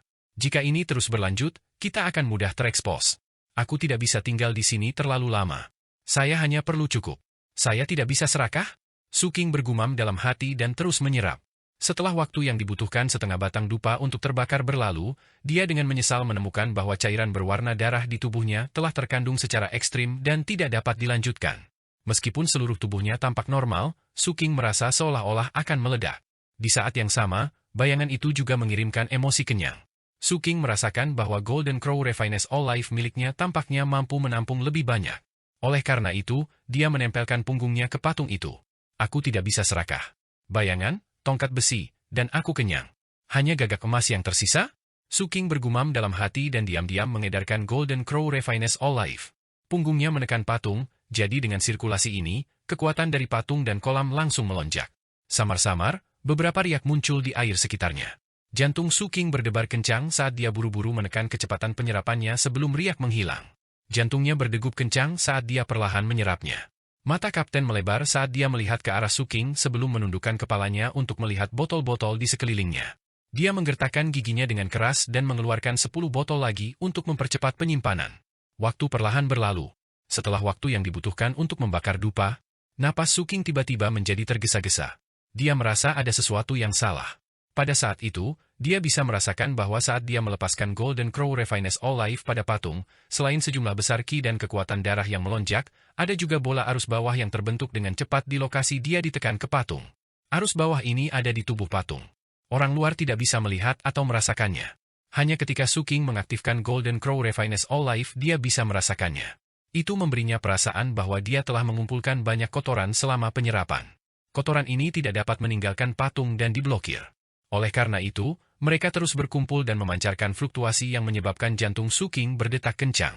Fluktuasi ini sangat tidak stabil. Itu akan meledak dengan sedikit an. Suking ngeri, terutama karena dia samar-samar bisa merasakan bahwa kekuatan yang terkandung dalam arus bawah ini sangat menakutkan. Dia merasa bahwa sekali itu meledak, dia pasti akan diselimuti olehnya pada jarak sedekat itu. Suking merasakan krisis hidup dan mati yang intens. Begitu benda ini meledak, pasti akan menimbulkan reaksi lain pada patung. Ini terlalu berbahaya. Suking segera menjadi waspada. Dia perlahan menahan Golden Crow Refinest All Life dan dengan hati-hati mengakhiri melahap tanpa mizat arus bawah. Dia merasakan bahwa setelah arus bawah kehilangan daya isapnya, arus itu perlahan melayang di sepanjang bagian dalam patung dan menjadi semakin tidak stabil. Suking mengangkat kepalanya dan melirik bocah Golden Core yang duduk bersila. Dia diam-diam berdiri dan tidak berani bergerak terlalu cepat. Dia menekan kegugupan di hatinya dan berjalan keluar. Tindakan Suking menyebabkan sang kapten tertegun. Saat dia melihat ke arah Suking, Suking memberinya isyarat dengan matanya. Kapten agak ragu-ragu saat dia berdiri dengan mata yang menunjukkan sedikit konflik dan keengganan. Dia merasa bahwa apa yang dia lakukan kali ini tidak memuaskan sama sekali. Apalagi, tingkat kegilaannya jauh lebih rendah dari orang tua itu. Dia merasa tidak apa-apa jika tidak ada yang memperhatikan bahwa dia telah menyusup dan berhasil pergi. Namun, jika seseorang menemukan identitasnya, ini jelas akan menjadi kerugian besar. Karena ada kemungkinan besar aku akan ketahuan ketika aku keluar, tentu saja aku harus menjadi besar. Ketika orang tua itu mengetahuinya nanti, dia harus mengakui bahwa dia lebih rendah. Setelah kapten memikirkannya, sedikit kegilaan muncul di matanya. Ketika Suking melihat kegilaan di mata kapten, jantungnya berdetak kencang. Dia tahu bahwa situasinya tidak baik. Karenanya, dia tidak ragu dan mempercepat. Kapten, yang terengah-engah, tiba-tiba tertawa. Dia merogoh tas penyimpanannya dan mengeluarkan sepotong daging yang dipenuhi aura ketuhanan. Segera setelah potongan daging ini, fluktuasi energi yang mencengangkan menyebar di sekitarnya. Hampir seketika fluktuasi ini menyebar, sang kapten memasukkan daging ke dalam mulutnya. Setelah dia menelannya, seluruh tubuhnya bergemuruh dan meletus dengan cahaya keemasan yang menusuk, menyebabkan semua pembudidaya mayat laut di sini terbangun. Api kehidupan di tubuh kapten diaktifkan sepenuhnya. Auranya bergemuruh saat dia melepas segelnya. Seluruh tubuhnya bersinar dengan cahaya keemasan dan dia menerkam kaki patung itu. Dia tidak peduli dengan pembudidaya mayat laut di sekitarnya atau ahli inti emas. Dia membuka mulutnya dan menggigit dengan keras di ujung patung mayat leluhur. Retakan! Kegilaan! Ketika Suking melihat pemandangan ini, dia menarik napas dalam-dalam saat keterkejutan memenuhi ekspresinya. Pada saat itu, dia merasa kapten yang bergegas menuju dinding dengan mata merah telah kembali. Saat suara retak bergema, sang kapten langsung mengunyah sepotong kecil jari kaki patung itu. Ada bekas gigitan yang jelas tertinggal di jari kaki. Bahan patung ini istimewa dan sangat sulit dihancurkan. Adapun sang kapten, dia telah sepenuhnya keilahian daging binding sebagai ganti gigitan ini. Sebelum patung itu bisa pulih, sang kapten sudah menelan bongkahan batu kecil di mulutnya dengan mata memerah. Para pembudidaya mayat laut di sekitarnya yang sedang memulihkan diri semuanya terkejut dengan perubahan mendadak ini dan berdiri satu demi satu. Para pembudidaya di puluhan pilar juga membuka mata mereka satu demi satu dan menatap kapten dengan emosi yang kuat. Pada saat yang sama, aura inti emas yang menakutkan menyembur dari telapak tangan di dada patung mayat leluhur. Bocah Golden Core di atasnya membuka matanya dan melihat ke bawah dengan ekspresi bingung. Dia menatap Suking. Tubuh Suking bergemuruh dan pikirannya bergetar. Anak laki-laki Golden Core kemudian melihat ke arah kapten. Tubuh kapten bergetar dan dia dengan cepat mundur. Bocah itu tidak peduli dengan kapten yang mundur. Tatapannya mendarat di kaki patung itu. Dia melihat bekas gigitan di sana dan sepotong kecil yang hilang. Meski patung itu pulih dengan cepat, bekas gigitannya masih sangat jelas. Sudah lama sejak orang luar menerobos masuk ke sini. Menarik. Bagaimana kalian berdua ingin mati? Bocah inti emas itu berbicara dengan tenang. Jelas, Dia tidak terlalu peduli dengan masalah kecil seperti dua pencuri Foundation Building. Dia hanya harus membunuh mereka. Tekanan inti emasnya menyebar. Petir bergemuruh dan sekitarnya bergetar. Seolah-olah ada kekuatan penghancur dunia yang menekan semua makhluk hidup. Namun, saat dia selesai berbicara dan berdiri, ekspresi bocah Golden Core yang tampak tenang ini berubah drastis. Dia tiba-tiba menoleh untuk melihat patung di samping. Arus bawah yang sangat tidak stabil dengan cepat naik di patung itu. Itu melewati anak laki-laki itu dan melonjak ke arah kepala patung. Begitu bocah itu berbicara, ia tiba di hidung patung dan dengan lembut menabrak dinding bagian dalam. Ledakan yang menghancurkan bumi yang mengguncang seluruh area terlarang meletus dari hidung patung. Ruang area terlarang bergetar dan bahkan memengaruhi dunia luar. Apalagi, daya ledaknya begitu besar hingga benar-benar menghancurkan hidung patung itu seketika. Itu hancur berkeping-keping dan jatuh ke tanah. Bocah Golden Core adalah yang paling dekat. Dia menanggung beban dampak dan seluruh tubuhnya hancur berkeping-keping. Darah menyembur keluar saat dia dikirim jatuh kembali ke dinding yang jauh. Banyak pembudidaya Foundation Building dari ras mayat laut di bawah juga terpengaruh dan memuntahkan darah. Ekspresi mereka dipenuhi dengan kengerian dan ketidakpercayaan saat mereka melihat patung yang kehilangan hidungnya. Setelah itu, kemarahan gila muncul di mata semua anggota ras mayat laut. Niat membunuh menyebabkan cuaca di seluruh area terlarang berubah. Raungan memekakkan telinga terdengar di seluruh zona terlarang. Itu berasal dari mulut bocah inti emas yang diledakkan ke dinding dan memuntahkan darah. "Apa yang kamu lakukan?" Raungannya bahkan menekan gemuruh petir, menyebabkan tempat itu berdengung. Semua mata sekarang terfokus pada kapten. Niat membunuh melonjak ke langit. Gigitan yang diambil kapten sebelumnya hanyalah sepotong kecil. Namun, runtuhnya hidung patung itu sama sekali berbeda. Semua orang tahu tentang sebab dan akibat. Mereka telah melihat orang yang menyamar sebagai putri ketiga sedang menggigit ujung patung. Setelah itu, hidung patung tersebut meledak. Ini jelas terkait erat. Kapten tercengang. Saat ini, belum lagi ras mayat laut, bahkan dia merasa itu terkait dengannya. Seharusnya gigitan yang dia lakukan menimbulkan reaksi, sehingga hidung patung leluhur mayat itu meledak. Tapi jaraknya terlalu jauh. Napas kapten tergesa-gesa. Begitu Golden Core meraung dengan marah, Su King tidak ragu untuk menyimpan sepotong hidung patung yang telah mendarat di sampingnya. Dia kemudian berbalik dan bergegas keluar. Saat ini, tidak ada banyak perhatian padanya. Sebagian besar kemarahan ditujukan kepada kapten. Bocah Golden Core meraung marah saat dia langsung menuju kapten. Meskipun dia tidak punya waktu untuk memperhatikan atau peduli pada Su King, dia juga tidak akan melepaskannya. "Pergi dan bunuh yang lain." Mata kapten membelalak saat dia menyingkirkan sepotong hidung di sampingnya. Kecepatannya meledak secara eksplosif dan segel di tubuhnya terlepas satu demi satu. Dia langsung beralih dari 2 api menjadi 3 api, sebelum benar-benar mencapai level 4 api. Ada juga keilahian mengerikan yang menyebar dari tubuhnya saat dia melarikan diri. Meskipun dia cepat, kecepatan bocah inti emas itu bahkan lebih cepat lagi. Dia menangkapnya dalam sekejap mata. Kapten memuntahkan darah dan menggunakan beberapa seni rahasia yang tidak diketahui untuk melarikan diri lagi. Mata bocah inti emas itu memerah dan dipenuhi kegilaan. Insiden keji seperti itu terjadi saat dia menjaga. Ini sangat memalukan baginya dan niat membunuhnya terhadap kapten sudah mencapai titik ekstrim. Insiden seperti itu tidak pernah terjadi di ras mayat laut selama bertahun-tahun sekarang. Akan baik-baik saja jika orang yang datang adalah seorang ahli yang tak terbendung, tetapi para penyusup hanyalah para pembudidaya bangunan yayasan. Emosi bocah inti emas berfluktuasi jauh lebih intens ketika dia menemukan bahwa jari-jari kaki patung mayat leluhur telah pulih tetapi hidungnya belum. Mustahil. Itu hanya hancur sedikit lagi, jadi butuh beberapa saat. Bocah inti emas itu terguncang. Bagi perlombaan mayat laut, apakah bisa pulih atau tidak adalah dua hal yang sangat berbeda. Jika bisa pulih, meski masalah ini buruk, selama dia membunuh penjajah, masalah ini akan terselesaikan. Paling-paling, mereka akan lebih waspada di masa depan. Namun, jika tidak bisa pulih, bocah Golden Core tidak berani melanjutkan pikirannya. Dia merasa itu tidak mungkin. Patung mayat leluhur ras mayat laut telah dirusak dan diledakkan oleh orang lain di masa lalu. Namun, patung-patung itu telah pulih dalam beberapa saat. Bahkan kehancuran yang jauh lebih parah dipulihkan dalam waktu sekitar 15 menit. Jadi, ini tidak mungkin. Bocah Golden Core menarik napas dalam-dalam dan tidak bisa menahan diri untuk tidak melihat lagi. Namun, masih belum ada perubahan pada hidung patung tersebut. Ini menyebabkan kegelisahan dalam pikirannya berubah menjadi kegilaan saat dia mengejar kapten. Dia sepenuhnya fokus untuk menangkap kapten. Kalau tidak, dia tidak akan mampu menanggung akibat yang mengerikan jika patung itu benar-benar tidak bisa pulih dari kerusakan. Karena bahan khusus dari patung tersebut, jika benar-benar tidak dapat dipulihkan, hidung yang hilang ini tidak akan pernah dapat diperbaiki. Dengan kata lain, tidak peduli berapa tahun di masa depan, Selama anggota ras mayat laut menggunakan atau melihat patung mayat leluhur ketujuh ini, mereka akan merasakan penghinaan telanjang itu berulang kali. Jika pihak lain memiliki kemampuan untuk benar-benar menghancurkan patung ini, maka itu setara dengan memiliki kemampuan untuk menghapus masa depan seluruh ras mayat laut. Dampak dari masalah ini begitu besar bahkan melampaui perang dengan 7 pupil darah. Bocah inti emas ini benar-benar gila. Pada saat itu, jantung Su King berdebar kencang saat dia melarikan diri dengan cepat. Untungnya, target bocah inti emas bukanlah dia, jadi pembudidaya mayat laut yang mengejarnya semuanya adalah pembudidaya Foundation Building.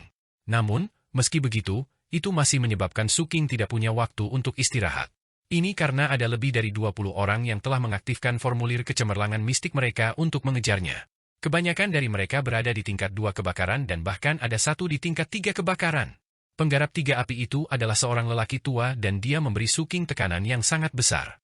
Fluktuasi mengerikan yang datang dari tubuhnya mendistorsi sekelilingnya. Secara umum, dengan budidaya 3 api, dia bisa mengejar 2 pembudidaya api dalam sekejap. Namun, karena kekuatan fisik Su King dan pengaktifan lentera kehidupan, ketiga api tersebut tidak dapat melakukannya, tetapi jarak di antara mereka masih menutup dengan cepat pada kecepatan yang terlihat dengan mata telanjang.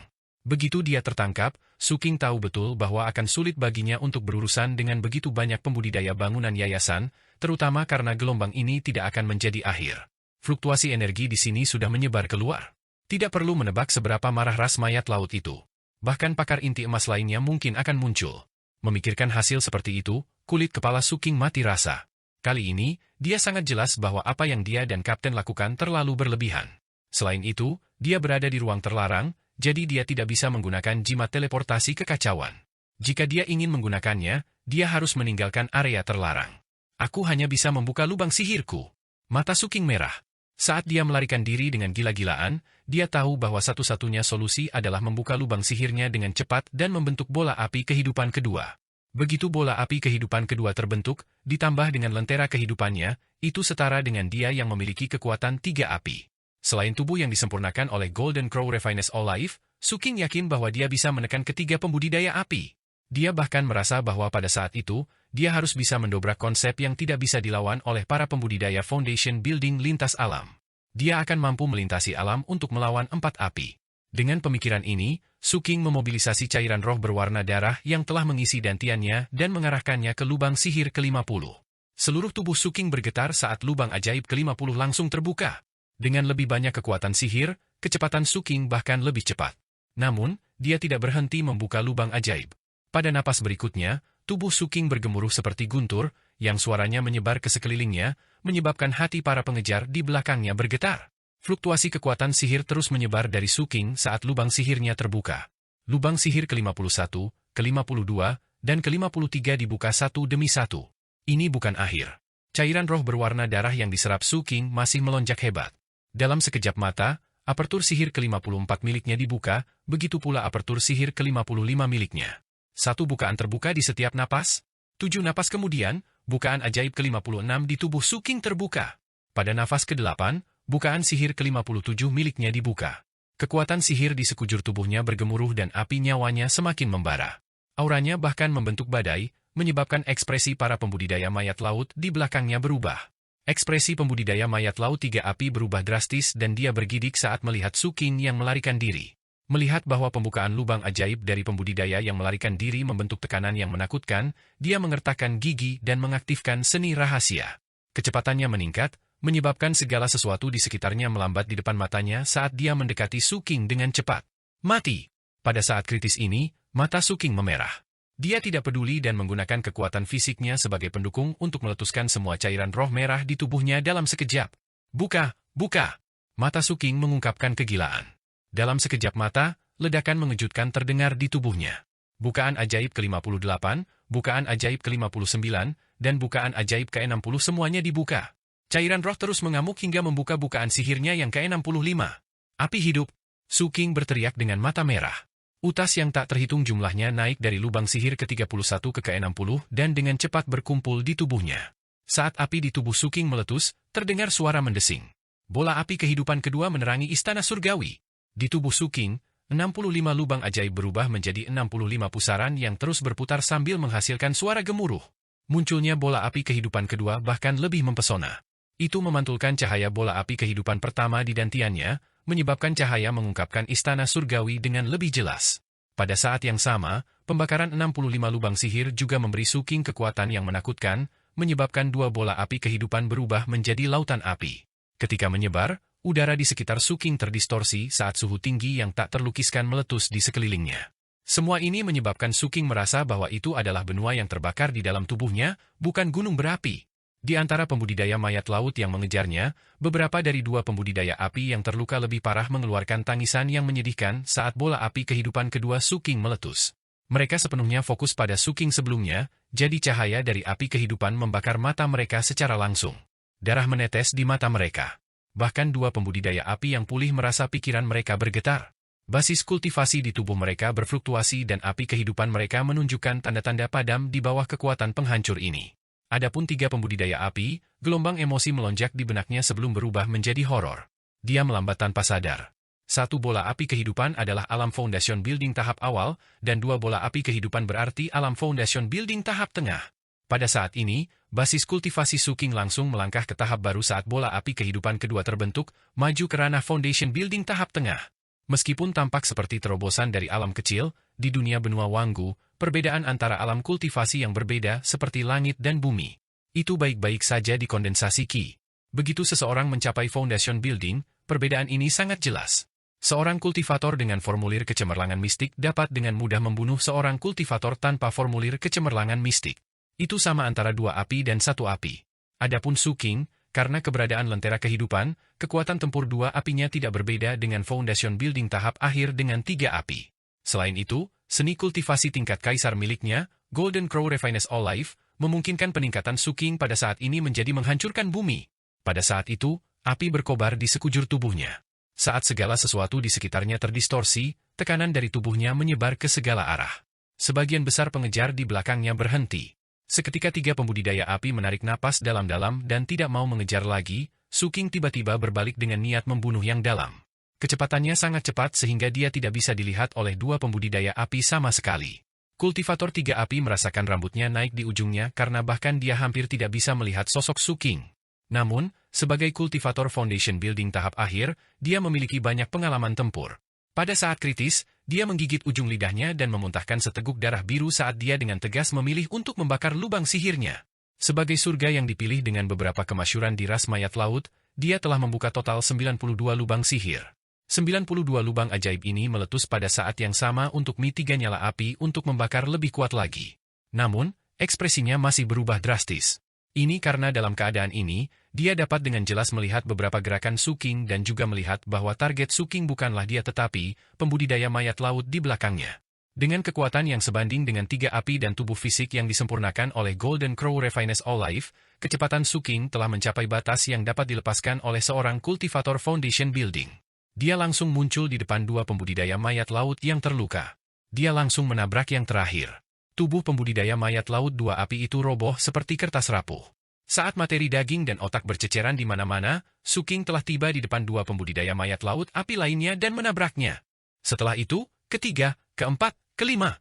Dia mengangkat tangan kanannya, dan belati api muncul. Ketika dia melewati seorang pembudidaya dua api, belati itu telah menebas lehernya. Kepala terbang. Darah menyembur keluar. Leluhur Sekte Fajra mengendalikan tongkat besi hitam dan meletus dengan petir yang mengejutkan yang langsung menuju pembudidaya foundation building lainnya. Ada juga bayangan yang sudah menyebar dan membentuk domain. Sejumlah besar mata terbentuk di tanah dan sejumlah besar zat anomali di tubuh pembudidaya mayat laut dalam jangkauan hilang. Seluruh proses hanya berlangsung selama 7 hingga 8 napas waktu, sebelum setengah dari lusinan pembudidaya mayat laut tubuh mereka meledak atau kepala mereka terbang. Wajah anggota ras mayat laut yang masih hidup mengungkapkan kengerian yang jelas. Mereka mundur tanpa ragu-ragu. Namun, pada saat berikutnya, teriakan terdengar. Gagak emas muncul di belakang Suking dan dengan dingin melihat sekeliling sebelum terbang keluar dari sisi Suking. Api ekornya yang kuat berubah menjadi rantai besi yang langsung menuju ke semua orang. Suking menyerang lagi. Meskipun dia tidak terburu-buru keluar dari area terlarang dan bisa berada dalam bahaya kapan saja, sejak dia bergerak, secara naluriah dia ingin membunuh mereka semua. Pada saat itu, dia menginjak tanah dengan keras. Tubuhnya yang kuat melesat ke depan dengan kecepatan yang bahkan lebih mengerikan saat dia bergegas menuju pembudidaya foundation building 3 api yang sudah mundur. Murid dari 3 pembudidaya foundation building berkontraksi dan dia tahu bahwa dia tidak bisa mengelak.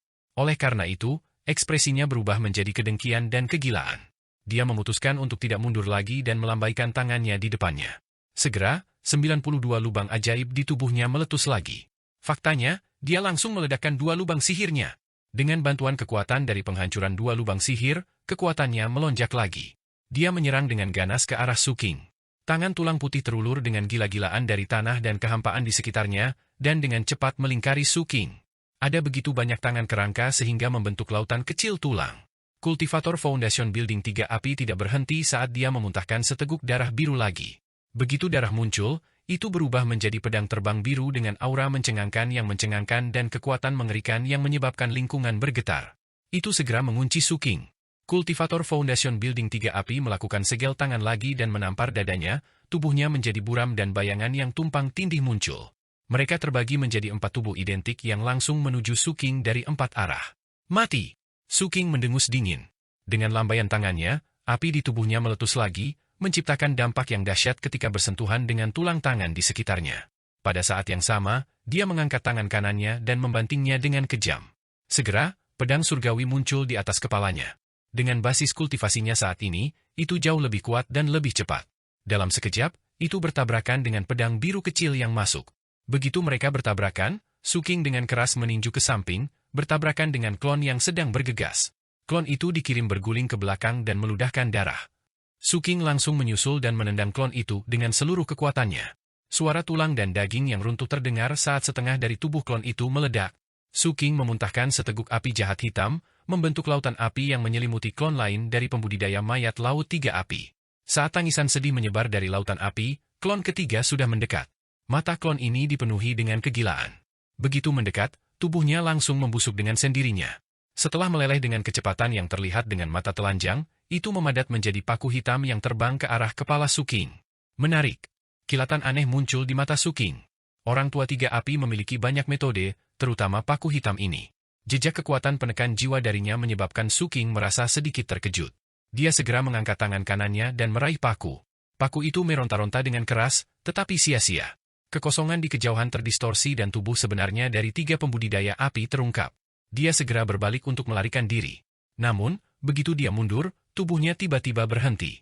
Pada saat berikutnya, matanya menunjukkan kengerian tetapi tawa menyeramkan keluar dari mulutnya. Dia dengan cepat berlari beberapa langkah dan tiba di depan Su King. Dia berlutut dengan satu kaki dan menyerahkan tas penyimpanannya. Setelah itu, lehernya patah. Suara letupan bergema dari tubuhnya. Melihat lubang ajaib itu meledak, Su King menyebarkan api jahat ke orang tua itu, menyerap jiwanya. Gagak emas telah membersihkan musuh dan kembali dengan gembira, menghisap darah kultivator 3 api. Tubuh 3 pembudidaya api itu bergetar dan ketakutan di matanya berubah menjadi keputusasaan. Detik berikutnya, jiwanya diekstraksi dan tubuhnya layu. Ki dan darah di sekujur tubuhnya dimurnikan menjadi tetesan yang kemudian masuk ke mulut gagak emas. Bayangan itu juga makan lengkap dan puas. Hanya tongkat besi hitam yang sedikit kecewa. Rasa bahaya yang intens muncul di hati leluhur sekte berlian. Tidak peduli bagaimana dia melihatnya, dia merasa seperti menjadi sedikit berlebihan. Ini tidak bisa terus. Nenek moyang sekte Fajra merasa bahwa jika ini terus berlanjut, dia pasti tidak akan bisa lepas dari nasib menjadi umpan meriam. Dia merasakan cairan roh dari kumpulan darah yang dia simpan dan memutuskan untuk mencari waktu untuk terus menerobos setelah mereka melarikan diri. Bayangan dan gagak emas secara bertahap menjadi lebih kuat. Itu adalah manifestasi dari cairan roh di tubuh mereka. Misalnya, bayangan itu sebenarnya bisa melahap bayangan seorang pembudidaya 3 api sekarang. Kemampuan Golden Crow jelas menjadi lebih kuat. Peningkatan yang diberikan pada tubuh Su King juga terus meningkat. Perjalanan ini sangat berharga. Su King menarik napas dalam-dalam dan langsung menuju pintu keluar dari area terlarang. Saat dia melaju, dia memikirkan kapten dan menghela nafas. Untuk dikejar oleh seorang kultivator Golden Core, kaptennya memang orang yang ganas. Su King menghela nafas. Bahayanya sangat besar kali ini, tetapi sang kapten telah menarik sebagian besar kebencian. Kalau tidak, dia merasa pasti akan ada lebih banyak orang yang mengejarnya sekarang. Dia menggunakan seluruh kekuatannya untuk bergegas menuju pintu keluar. Saat dia hendak mencapai pintu keluar, mata Su King berkontraksi. Tanpa menunggu instruksi, leluhur sekte Fajran memasuki pusaran keluar untuk memeriksa situasi terlebih dahulu. Bayangan itu jelas telah memulihkan banyak kecerdasannya dan juga menyebar. Ekspresi kekaguman muncul di mata Su King. Melihat leluhur dan bayangan sekte Fajra bergegas keluar, dia juga mempersiapkan diri secara mental. Basis kultivasi di tubuhnya sedang diseduh sepenuhnya saat ini. Detik berikutnya, setelah merasakan situasi di luar melalui bayangan, Su King tertegun. Sedikit kontemplasi muncul di matanya. Beberapa napas kemudian, dia menggertakkan giginya dengan keras dan melangkah ke pintu keluar. Kamu akhirnya mau keluar? Hampir pada saat Su King keluar dari pusaran, dia mendengar suara datang dari depan. Nada pihak lain tenang dan tidak mengeluarkan fluktuasi energi. Su King menoleh. Kenyataannya, dia sudah melihat pemandangan di depannya melalui bayangan tadi. Namun, sekarang dia melihatnya dengan matanya sendiri, hatinya masih tenggelam. Awalnya ada lebih dari 1000 pembudidaya ras mayat laut yang menjaga tempat ini. Pada saat ini, orang-orang ini semua berlutut dari kejauhan. Hanya ada satu orang di luar pintu keluar. Orang ini masih muda. Dia mengenakan jubah kaisar emas tetapi dia tidak memiliki mahkota kaisar. Kulitnya cerah dan tidak ada bercak livor mortis. Auranya dalam dan mendalam dan matanya tampak mengandung bintang-bintang. Dari segi penampilan, dia lebih rendah dari Su King. Namun, aura mulia yang dipancarkannya membuatnya menjadi pusat perhatian dimanapun dia berada. Dia sedang duduk di atas lingzi merah raksasa dan dengan dingin menatap Su King. Bola kabut hitam melayang di sampingnya. Benda yang terperangkap dalam kabut ini tidak lain adalah tongkat besi hitam. Jelas, begitu dia bergegas keluar, leluhur sekte berlian ditangkap hidup-hidup oleh orang ini. Adapun bayangannya, karena istimewa, tidak ditemukan. Pada saat itu, ia bersembunyi di lingzi dan menyebar dengan hati-hati, seolah ingin mendekat dan melahap bayangan pihak lain. Nama saya Miao Chen. Saya adalah anak Dao dari generasi ras mayat laut ini. Rekan Anda sedang dikejar oleh penatua Yingling. Tidak mungkin baginya untuk melarikan diri. Adapun kamu, aku sangat ingin tahu tentang siapa yang berani menjadi begitu sombong di sini, jadi aku keluar dari pengasingan untuk melihatnya. Aku sedikit kecewa sekarang, tapi roh artefakmu masih baik-baik saja. Bisakah Anda memberikannya kepada saya? Miao Chen dengan tenang bertanya. Su King tidak mengatakan apa-apa. Dia berdiri di pintu keluar dan merasakan sekelilingnya. Masih ada energi yang membatasi teleportasi di sini. Dia harus pergi lebih jauh. Kamu tidak perlu menonton lagi. Meskipun saya tidak tahu bagaimana Anda berencana untuk melarikan diri, itu tidak ada artinya karena Anda akan menjadi rampasan perang saya hari ini. Miao Chen memandang Su King. Kamu banyak bicara. Tatapan Su King tertuju pada pemuda itu. Ketika Miao Chen mendengar ini, dia berdiri dan tertawa. Tawanya semakin keras dan keras hingga membangkitkan energi di sekitarnya, membentuk kekuatan resonansi yang menciptakan badai di sekitarnya. Badai ini menyebar, mengaduk debu yang tak terhitung jumlahnya di tanah seperti longsoran salju. Itu bahkan menyapu kupu-kupu mimpi hantu keluar dari area ini. Angin kencang mengaduk rambut panjang Su King dan menyebabkan pakaiannya berkibar tertiup angin. Seolah-olah angin ingin menghapusnya tetapi jelas tidak bisa melakukannya. Paling-paling, itu hanya akan menggerakkan rambut dan pakaiannya. Itu tidak bisa mengguncang tubuhnya atau menghalangi tatapan dinginnya. Su King dengan dingin melirik pemuda yang mengesankan di depannya dan tiba-tiba bergegas menuju pemuda itu. Lentera kehidupan di tubuhnya terbakar dan api kehidupannya dinyalakan. Tato totemik gagak emas di punggungnya memancarkan panas. Dengan peningkatan kekuatan fisiknya, kecepatannya mencengangkan. Dia langsung menerobos semua rintangan angin di depannya dan tiba di depan Miao Chen. Dia kemudian meninju dengan keras. Pukulan ini berisi bayangan gagak emas, kekuatan seni pemakan jiwa api fiendish, dan kekuatan mengerikan yang ditimbulkan oleh tubuhnya yang seperti benua yang menyala-nyala. Saat pukulan itu mendarat, suara gemuruh terdengar ke segala arah, langsung menghantam dada Miao Chen. Mata Miao Chen dipenuhi dengan penghinaan. Saat dia hendak melambaikan tangannya, lingzi di bawahnya tiba-tiba berubah dari merah menjadi hitam. Satu demi satu mata terbuka dalam kegelapan ini. Membuka dan menutup mata ini membentuk kekuatan aneh yang menyebabkan gerakan Miao Chen terhenti. Pada saat yang sama, tongkat besi hitam tempat nenek moyang Sekte Fajra tiba-tiba bersinar dengan rune petir. Dia langsung menghancurkan beberapa rune petir untuk mendapatkan lebih banyak kekuatan. Itu menerobos kabut hitam dan bergegas keluar, langsung menuju ke leher pemuda itu dengan kecepatan yang mencengangkan. Ada juga serangkaian lonceng yang menggetarkan pikiran yang berbunyi dari tongkat. Jelas, leluhur Sekte Intan telah terperangkap sebelumnya karena dia telah memasang jebakannya sendiri. Bukannya dia tidak bisa melarikan diri, tapi dia ingin menunggu Su King menyerang sebelum menunjukkan kekuatannya pada saat yang paling kritis. Pada saat itu, ketika dia berakting bersama bayangan dan Su King, kekuatannya benar-benar mencengangkan. Ekspresi Miao Chen berubah untuk pertama kalinya. Dia tidak bisa menghindari pukulan Su King. Pada saat kritis, tubuhnya tiba-tiba bergoyang dan peti batu giok seukuran telapak tangan langsung muncul di atas kepalanya. Begitu peti mati itu muncul, cahaya harta karun bersinar dan mengalir ke bawah seperti air, menembus lingkungan pemuda itu, membentuk penghalang pelindung. Tinju Su King mendarat di penghalang pelindung ini. Ledakan yang menghancurkan bumi bergema. Saat tubuh Miao Chen berguling ke belakang seperti layang-layang dengan tali putus, leluhur Sekte Fajra mengejarnya dan menikam dengan ganas. Meskipun dia tidak menembus penghalang pelindung, petir menyebar dan membombardir seluruh tubuh Miao Chen. Bayangan itu juga muncul di belakang Miao Chen. Bayangan pohon membentuk garis buram dan membuka mulutnya untuk menghisap dengan keras. Segera, banyak zat anomali keluar dari seluruh tubuh Miao Chen. Ini bukan akhir. Su King bergegas lagi, meninju satu demi satu pukulan di penghalang pelindung Miao Chen. Pedang surgawi terwujud dan menebas dengan kejam. Tubuh Miao Chen terlempar 1000 kaki jauhnya dan menciptakan lubang yang dalam saat dia mendarat.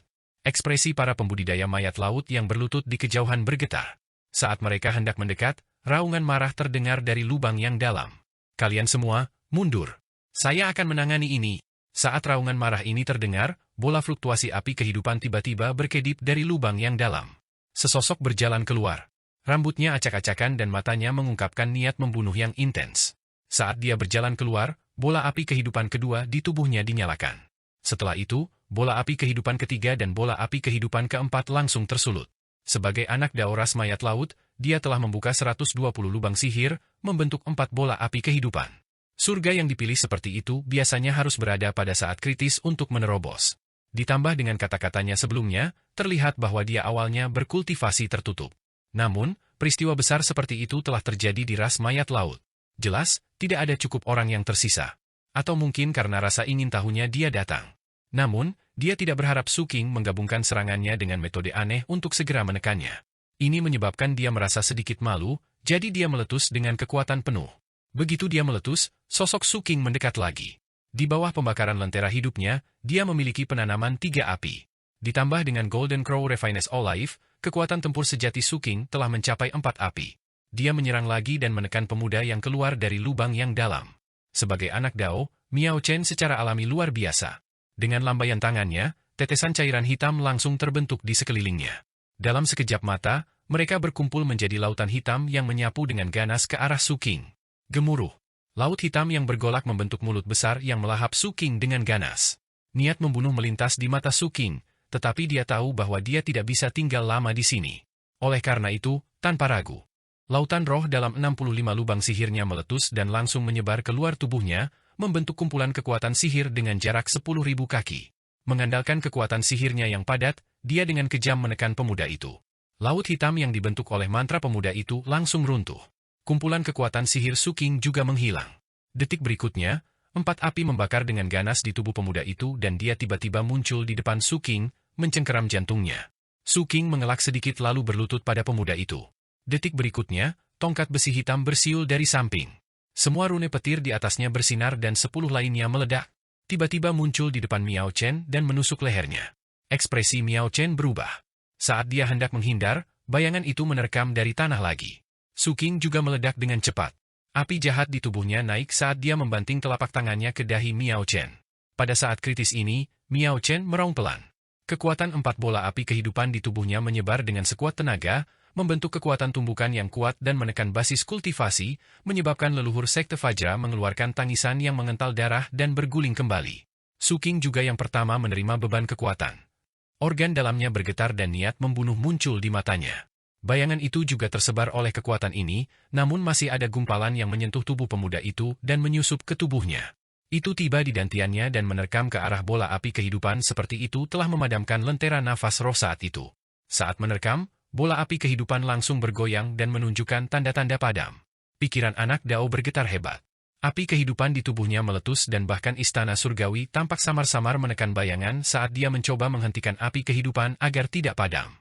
Dia tidak bisa peduli tentang hal-hal lain yang memberi Su King kesempatan. Rasa dingin di mata Su King berkobar saat ini. Dalam pertempuran hidup dan mati seperti itu, dia tidak peduli tentang mengekspos dirinya sendiri. Gagak emas terbentuk di belakangnya dan saat api hitam melonjak ke langit dan menekan anak Dao ras mayat laut. Gagak emas di belakangnya mengeluarkan teriakan yang mengejutkan dan juga menerkam.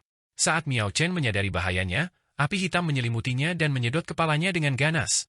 Menyaring. Su King siap menggunakan kesempatan yang ditukar oleh bayangan untuk memperbaiki pihak lain hidup-hidup. Keduanya menyerang dengan sangat cepat. Orang luar sama sekali tidak bisa melihat gerakan mereka dengan jelas. Anak Dao dari ras mayat laut tampaknya ditekan tetapi dia sebenarnya sangat kuat. Su King harus menggunakan semua metodenya untuk mendapatkan kesempatan yang menentukan ini. Ketika para ahli bertarung, mampu melihat dan menciptakan peluang yang menentukan sangatlah penting. Mengikuti kekejaman di mata Su King dan melahap oleh Golden Crow Refinest All Life, anak Dao dari ras mayat laut mengeluarkan tangisan sedih. Untuk pertama kalinya, kengerian muncul di matanya. Dia jelas merasa bahwa ki dan darahnya sedang diekstraksi dan kepalanya meleleh. Ini memang masalahnya. Dari jauh, ki dan darah anak Dao dari ras mayat laut menyebar. Dan, wajah kanannya yang menghadap gagak emas memang meleleh. Telinga kanannya telah menghilang dan sisi kanan wajahnya benar-benar cacat. Adegan ini menyebabkan ekspresi para pembudidaya mayat laut di kejauhan berubah. Mereka tidak peduli tentang instruksi anak Dao dan bergegas. Namun, mereka agak jauh dan tidak bisa tiba tepat waktu. Pada saat kritis ini, anak Dao merong rendah dan mengeluarkan peti mati giok itu lagi. Peti mati terbuka, lautan cahaya menyebar darinya dan sebuah jari terulur. Begitu jari ini muncul, langsung menunjuk ke depan Su King. Rasa bahaya yang intens muncul di benak Su King. Dia segera mundur tanpa ragu-ragu. Anak Dao dari ras mayat laut akhirnya menarik napas dan dengan cepat mundur, berusaha menjauhkan diri. Namun, leluhur Sekte Fajra, yang menderita berturut-turut, merasa cemas saat ini. Dia melihat bahwa bayangan telah memberikan banyak kontribusi dalam insiden ini. Ini memberinya rasa urgensi yang kuat. Dia merasa jika ini terus berlanjut, dia pasti akan dibuang. Matanya merah. Dia meraung dan tidak ragu untuk mengorbankan beberapa rune petir dengan imbalan kecepatan ekstrim. Kecepatannya melonjak dan dia langsung menembus lengan anak Dao yang panik. Darah menyembur keluar dan ekspresi Dao Child berubah drastis. Adapun leluhur Sekte Fajra, dia dengan cepat mundur dan kembali dengan penuh semangat. Dari jauh, dua orang di medan perang mundur. Namun, dibandingkan dengan keadaan Dao Child yang menyedihkan, Su King terlihat jauh lebih baik. Namun, dia tidak sombong. Dia sangat jelas bahwa kekuatan tempur Miao Chen jelas bukan hanya ini. Hanya saja dia mengambil inisiatif, serangannya yang seperti badai, keanehan bayangan, dan kekuatan tubuh yang disempurnakan oleh Golden Crow Refinest All Life menyebabkan Miao Chen jatuh ke dalam bahaya hampir seketika. Meskipun sayang dia tidak bisa membunuh pihak lain, Su King mengerti bahwa dia tidak bisa tinggal lagi. Saat dia mundur, kecepatannya meletus saat dia melaju ke kejauhan. Bayangan dan tongkat besi hitam juga mendekat dan kabur bersama. Adapun pembudidaya mayat laut yang bergegas dari sekitarnya, lebih dari setengah dari mereka tinggal bersama anak Dao. Bagian yang tersisa akan mengejar Su King tetapi setelah mengambil beberapa langkah, mereka memuntahkan darah saat racun yang disebar Su King mulai berlaku. Anak Dao Miao Chen, yang juga diracuni, dilindungi oleh para pembudidaya ras mayat laut. Dia dengan marah mendorong pembudidaya mayat laut di sekitarnya. Matanya dipenuhi dengan niat membunuh dan keluhan yang dia rasakan mencapai titik ekstrim. Ketika dia masih hidup, dia adalah surga yang dipilih dari ras Spirit Jade. Dia merasakan 120 lubang sihir dan berubah menjadi mayat laut setelah dia meninggal dalam suatu kecelakaan. Dia juga dihargai oleh ras mayat laut dan terdaftar di King's Sequence. Di bawah pengasuhan penuh mereka, dia akhirnya melangkah ke alam empat api. Dapat dikatakan bahwa terlepas dari apakah itu Spirit Jade atau ras mayat laut, dia tidak pernah mengalami penghinaan seperti itu selain saat dia meninggal. Sisi kanan wajahnya rusak dan telinga kanannya meleleh. Ini menyebabkan dia, yang sangat peduli dengan penampilan, menjadi gila dan marah. Saya akan membunuh kamu. Anak Dao menyentuh sisi kanan wajahnya. Api di tubuhnya terbakar hebat saat dia mengejar. Su King, yang berada di kejauhan, menoleh dan menyipitkan matanya. Saat dia hendak menyerang lagi, ekspresinya berubah. Di langit yang jauh, 3 fluktuasi energi meletus ke langit. Kekuatan aura ini melampaui alam Foundation Building. Mereka adalah pakar Golden Core dari ras mayat laut. Ada total 3 dari mereka yang bergegas dari Cakrawala. Fluktuasi energi mereka menyebabkan cuaca itu sendiri berubah. Itu seperti kemarahan langit, ingin menghukum semua makhluk hidup. Su King menarik napas dalam-dalam. Rasa bahaya menyebar dari setiap inci dagingnya. Dia tidak berhenti sama sekali dan mengedarkan basis kultivasinya sepenuhnya. Dia melarikan diri lebih cepat dan berlari ke kejauhan. Pada saat yang sama, ada juga ledakan di belakangnya dan raungan samar bergema di seluruh area. Pencuri, aku tidak percaya bahwa teknik tembus pandangmu bisa lolos dari pencarian ras mayat lautku. Su King akrab dengan raungan marah ini. Tidak lain adalah bocah Golden Core yang mengejar kapten tadi. Dari kata-katanya, terlihat jelas bahwa sang kapten benar-benar lolos dari kejarannya. Hal ini menyebabkan Su King memiliki lebih banyak tebakan tentang identitas kapten dan basis kultivasi. Pada saat yang sama, dia menjadi lebih cemas. Dia sangat jelas bahwa kapten diperlakukan sebagai pelaku utama dan telah menarik perhatian banyak orang. Begitu kapten tidak ditemukan, dia akan menjadi sasaran semua perhatian ini. Su King memandangi tongkat besi hitam itu. Nenek moyang Sekte Fajra di tongkat besi hitam tidak ragu sama sekali. Detik berikutnya, 7-8 rune petir pada tongkat besi meledak sebagai ganti kecepatan yang lebih cepat. Dia menyeret Su King dan bergegas maju dengan sekuat tenaga. Dengan bantuan leluhur Sekte Fajra, Su King melarikan diri lebih cepat. Dalam sekejap, dia melintasi 1000 kaki dan langsung melangkah keluar dari tepi area terlarang menuju dunia luar. Bocah inti emas di belakangnya meraung dengan marah. Ketika indera surgawi dari para ahli inti emas menyapu ke segala arah dengan fluktuasi yang menakutkan, Su King tidak ragu sama sekali untuk mengaktifkan jimat gangguan teleportasi. Dalam sekejap mata, sosok Su King kabur. Pada saat berikutnya, dengusan dingin terdengar dari langit yang jauh. Itu adalah mayat laut berkepala 3 dan berlengan 6. Fluktuasi energi inti emasnya sangat kuat, melebihi fluktuasi energi inti emas. Dari jarak yang begitu jauh, dia menunjuk ke arah Su King. Membatasi. Begitu dia berbicara, ruang di sekitar Su King disegel. Namun, jimat teleportasi gangguan adalah item yang sangat kuat. Itu mengabaikan batasan inti emas dan masih beroperasi. Faktanya, fluktuasi teleportasi telah terbentuk dan akan memindahkan Su King pergi. Mata pembudidaya mayat laut inti emas di langit yang jauh menyempit.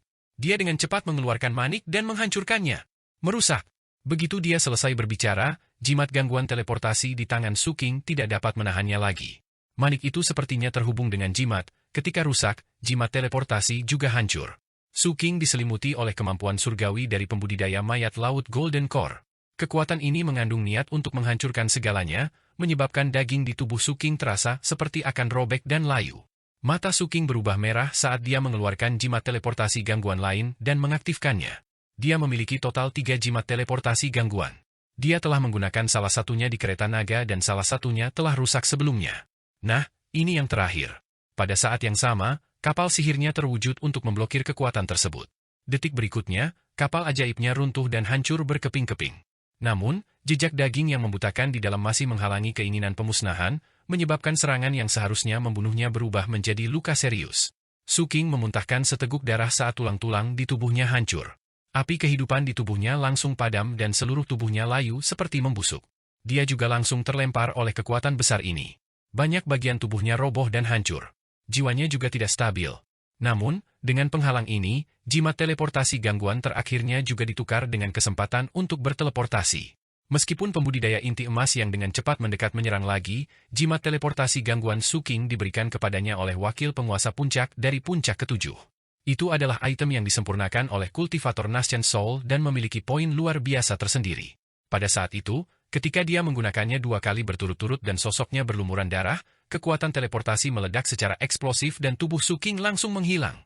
Hampir pada saat dia menghilang, ahli inti emas turun dan mendarat di tempat Su King menghilang, menyebabkan lubang yang dalam muncul di tanah.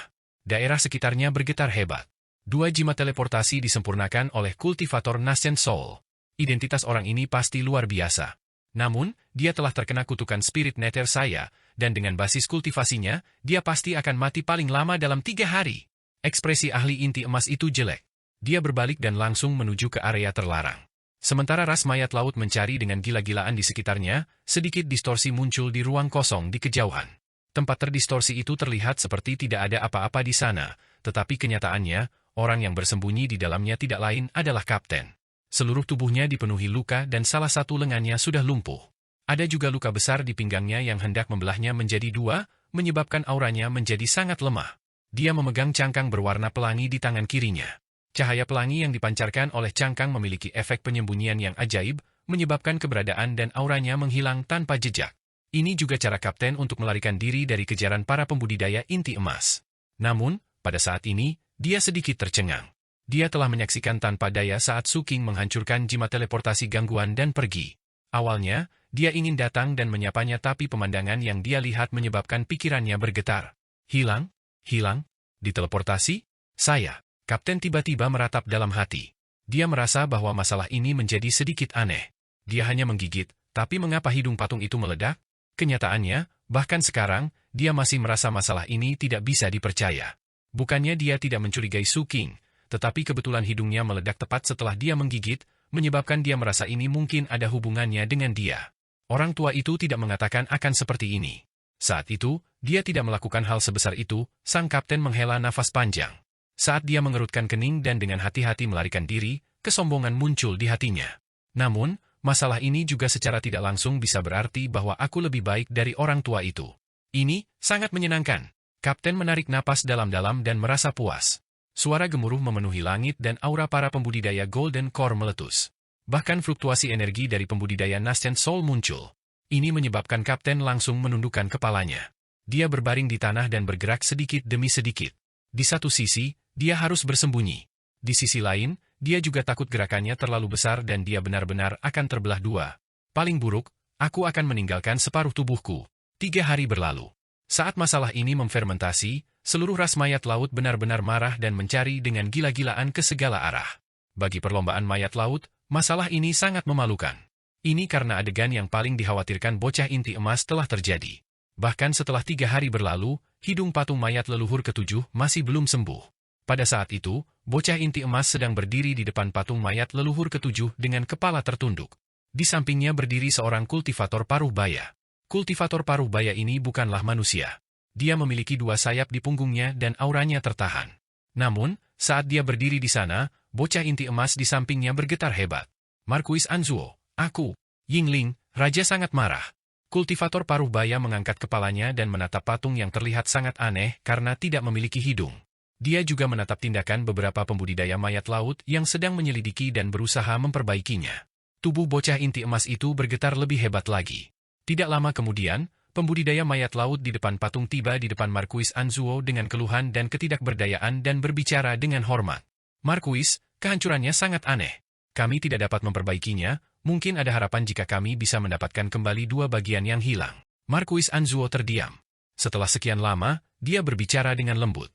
Maksudmu adalah bahwa salah satu benda suci ras mayat laut kita, patung mayat leluhur ketujuh ini harus menunjukkan penampilannya yang tanpa hidung di depan semua anggota klan kita mulai sekarang, benar kan? Angin bertiup lembut dan matahari cerah. Laut dipenuhi ombak. Matahari siang, langit biru, dan laut hitam menciptakan pemandangan yang indah. Terlebih lagi ketika ikan todak terbang keluar dari laut dan menimbulkan gelombang. Pada saat yang sama, air laut di bawah sinar matahari juga memantulkan cahaya pelangi. Keindahan pelangi dan hangatnya sinar mentari menghanyutkan sebagian misteri laut yang hitam dan dingin. Tampaknya menjadi tenang pada saat ini. Area laut ini sangat jauh dari 7 pupil darah dan lebih dekat ke wilayah ras mayat laut. Karena perang, tidak banyak kapal dagang yang bergerak di wilayah ini. Selain itu, karena kepadatan zat yang tidak wajar, jelas ada banyak binatang laut besar di laut. Mosasaur bergerak cepat di bawah laut. Wajahnya yang menyeramkan, giginya yang tajam, dan aura yang dipancarkannya menyebabkan sebagian besar hewan laut yang sedang dalam perjalanan melarikan diri. Tanpa halangan, kecepatan Mosasaur terus meningkat. Namun, jika seorang kultivator Golden Core menyelidiki dengan hati-hati dan menatap Mosasaur ini, mereka akan menemukan bahwa Mosasaur ini bukanlah makhluk hidup. Itu dibentuk oleh mantra dan ada seorang pemuda duduk bersila di dalamnya. Kanopi hitam di atas kepala pemuda itu mengalir dengan gelombang api, menyelimutinya dan menyembunyikan auranya. Pakaiannya compang-camping dan dia dalam keadaan menyesal. Banyak bagian tubuhnya yang cekung dan auranya tidak stabil. Lukanya sangat serius dan ada benang hitam samar di tubuhnya. Utas ini bukan jasmani tetapi keberadaan ilusi. Namun, itu terkubur dalam-dalam di dalam daging dan darah pemuda itu, menghalangi pemulihannya. Terlebih lagi, kemanapun itu berlalu, dagingnya akan layu dan dia bahkan merasa seolah-olah tubuhnya akan hancur. Pemuda itu tidak lain adalah Su King, yang melarikan diri dari perlombaan mayat laut. Teleportasinya berjalan cukup lancar. Meski tidak langsung masuk ke laut, ia tetap muncul di garis pantai. Mengandalkan penyamarannya, dia menahan luka-lukanya dan menggunakan kecepatan tercepat untuk menyelam ke laut, melarikan diri jauh. Selama proses tersebut, dia merasakan beberapa ahli dari ras mayat laut. Namun, dia bisa melarikan diri dengan selamat. Alasan utama untuk ini adalah bahwa ras mayat laut telah menempatkan sebagian besar energi mereka pada kapten. Meski mereka juga mencari Su King, jelas ada perbedaan. Pada saat ini, 10 hari telah berlalu sejak hidung patung mayat leluhur ras mayat laut runtuh. Dalam 10 hari ini, Su King melarikan diri dengan Mosasaur. Namun, yang membuat hatinya suram adalah luka-lukanya pulih sangat lambat dalam 10 hari ini. Benang hitam ilusi itu memengaruhi pemulihannya. Utas ini berasal dari pembudidaya mayat laut inti emas dengan 3 kepala dan 6 lengan. Meskipun Su King lolos, benang hitam ini muncul di tubuhnya setelah dia pergi. Utas ini sangat ulet. Su King tidak dapat membunuhnya bahkan ketika dia membakar nyawanya, tetapi ketika dia mencoba untuk menekannya dengan lentera kehidupan, dia tampak ketakutan. Namun, kultivasi Su King jelas tidak dapat menampilkan kekuatan sebenarnya dari lentera kehidupan. Oleh karena itu, dia hanya bisa membuatnya berhenti aktif dan tidak membunuhnya. Su King memanifestasikan payung hitam dan memblokir auranya agar tidak menyebar. Dia juga menggunakan Golden Crow Refinesse All Life dalam 10 hari ini untuk menyempurnakan benang hitam. Tingkat Golden Crow Refinesse All Life sangat tinggi. Meskipun basis kultivasi Suking tidak dapat melepaskan semua kekuatannya, dia mampu perlahan menggiling benang hitam bersama dengan kekuatan lentera kehidupan. Pada akhirnya, dia bahkan mengatur agar bayangan itu melahapnya. Dengan kekuatan dari 3 sumber, akhirnya menunjukkan tanda-tanda menghilang. Ini berlangsung selama 7 hari lagi. Setelah setengah bulan, Suking akhirnya menghilangkan benang hitam itu. Saat itu benar-benar menghilang, dia memuntahkan seteguk besar darah hitam. Darah ini jelas mengandung racun yang mematikan. Saat Mosasaurus itu akan ternoda dan menyebar ke air laut di luar, Suking dengan cepat mengeluarkan botol kecil dan menyimpan darah yang dimuntahkannya. Dia bisa merasakan bahwa seteguk darah yang dia keluarkan mengandung racun yang belum pernah dia lihat sebelumnya. Atau tepatnya, ini bukan racun. Dia bisa merasakan serangga hitam yang tak terhitung jumlahnya yang sulit dideteksi dengan mata telanjang di dalam darah ini. Benang hitam telah dibentuk oleh sejumlah besar serangga hitam ini. Saya perlu mempelajarinya. Darah ini bisa menjadi salah satu kartu truf saya. Suking menarik napas dalam-dalam. Setelah dengan hati-hati menyimpan botol itu, dia fokus menyembuhkan luka-lukanya. Tanpa halangan dari benang hitam, Suking pulih dengan cepat. Selama pemulihan ini, dia mengingat panennya kali ini, dan merasa sangat puas ketika dia merasakan 65 lubang sihir di tubuhnya terbakar. Itu sepadan. Suking bergumam sambil memikirkan item di tas penyimpanannya. Benda itu berukuran lebih dari 100 kaki dan bentuknya tidak beraturan. Sekilas sulit untuk menebak apa itu. Hanya mereka yang benar-benar telah melihat bentuknya yang utuh yang akan tahu bahwa benda ini adalah bagian dari hidung patung mayat leluhur ketujuh dari perlombaan mayat laut. Namun, setelah meninggalkan jangkauan ras mayat laut, bahan hidungnya berubah dan berubah menjadi abu-abu seperti benda biasa. Pada saat yang sama, itu tidak lagi menimbulkan perasaan misterius. Meski begitu, Suking tidak tega membuangnya. Dia merasa benda ini mungkin memiliki kegunaan lain. Lagi pula, ini adalah hidung dari benda suci ras mayat laut. Suking tidak tahu badai seperti apa yang akan terbentuk dari apa yang telah dia lakukan. Meskipun dia memiliki beberapa dugaan, dia tidak berpikir bahwa masalah ini akan menjadi sangat serius. Paling-paling, dia dan kapten telah menelan cairan roh. Paling-paling, sang kapten telah menggigit jari kaki patung itu dan menyebabkan ketidakstabilan internal patung itu runtuh. Itu tidak banyak. Suking telah mendengar kapten menyebutkan keanehan dari 9 patung mayat leluhur dan tahu bahwa mereka memiliki kemampuan pemulihan yang sangat tinggi. Patung itu mungkin sudah pulih ke keadaan semula. Adapun kapten, dia tidak akan mati. Suking tidak tahu mengapa, tetapi dia terus merasa bahwa kapten tidak akan mati dengan mudah. Oleh karena itu, dia tidak terlalu memikirkannya. Dia terus duduk di naga merfolk dan mengendalikannya untuk menuju ke pulau merfolk sambil menyembuhkan lukanya. Dia akan kembali ke 7 pupil darah. Namun, tempat ini terlalu jauh dari 7 pupil darah. Jika dia langsung menuju ke sana, mungkin akan sulit untuk mencapainya bahkan dalam setahun. Menggunakan susunan teleportasi di Pulau Merfolk adalah yang paling nyaman. Apalagi sebagai peserta perang, teleportasi gratis. Oleh karena itu, ini menjadi pilihan pertama Suking. Sementara Suking sedang memulihkan diri dan bergegas dalam perjalanannya, seluruh ras mayat laut sedang gempar. Pertama, masalah hidung patung mayat leluhur ketujuh secara bertahap menyebar. Bagi perlombaan mayat laut, ini adalah masalah yang mengejutkan. Hampir segera setelah berita itu menyebar dengan gila-gilaan di antara semua anggota mereka dan memicu kemarahan mereka. Ini terutama terjadi pada anggota ras mayat laut yang telah diubah oleh patung mayat leluhur ketujuh. Emosi mereka berfluktuasi bahkan lebih intens. Ada hubungan yang rumit dan halus antara mereka dan mayat leluhur ketujuh. Oleh karena itu, hilangnya hidung mayat leluhur ketujuh adalah penghinaan terbesar bagi mereka. Apa yang menyebabkan penghinaan ini mencapai puncaknya adalah hasil penyelidikan mereka. Dikonfirmasi bahwa kedua pencuri itu adalah murid-murid Foundation Building dari 7 pupil darah. Realm Foundation Building sangat kuat di mata manusia tetapi untuk ras, itu bukan apa-apa. Bagaimana mungkin seluruh ras mayat laut tidak marah ketika pembudidaya tingkat rendah melakukan kejahatan mengerikan di base camp mereka? Tidak hanya klan biasa yang marah, tetapi bahkan para bangsawan ras mayat laut, raja, dan barang antik tua juga marah. Setelah masalah ini menyebar seperti badai di wilayah ras mayat laut, tidak dapat dihindari bahwa hal itu akan mempengaruhi perang dengan 7 pupil darah. Sejumlah besar anggota ras mayat laut membuat kerusuhan dan menjadi gila di medan perang. Meskipun ini adalah keberanian melampiaskan inilah yang menyebabkan formasi pertempuran mereka berubah dan menyebabkan banyak situasi tidak stabil. Dalam perang, ada komandan yang pandai memanfaatkan kemarahan bawahannya, tapi itu adalah pedang bermata dua. Jika mereka ceroboh, mereka akan runtuh dengan sendirinya. Adapun 7 pupil darah, bagaimana mungkin kelompok rubah tua yang licik itu melepaskan kesempatan ini? Mereka segera meningkatkan upaya mereka, menyebabkan skala perang meningkat berulang kali dalam waktu setengah bulan yang singkat ini. Para petinggi 7 pupil darah awalnya terkejut. Namun, mereka dengan cepat mengetahui alasannya dan memahami bahwa 2 murid 7 pil darah telah melakukan hal yang menghancurkan bumi di ras mayat laut.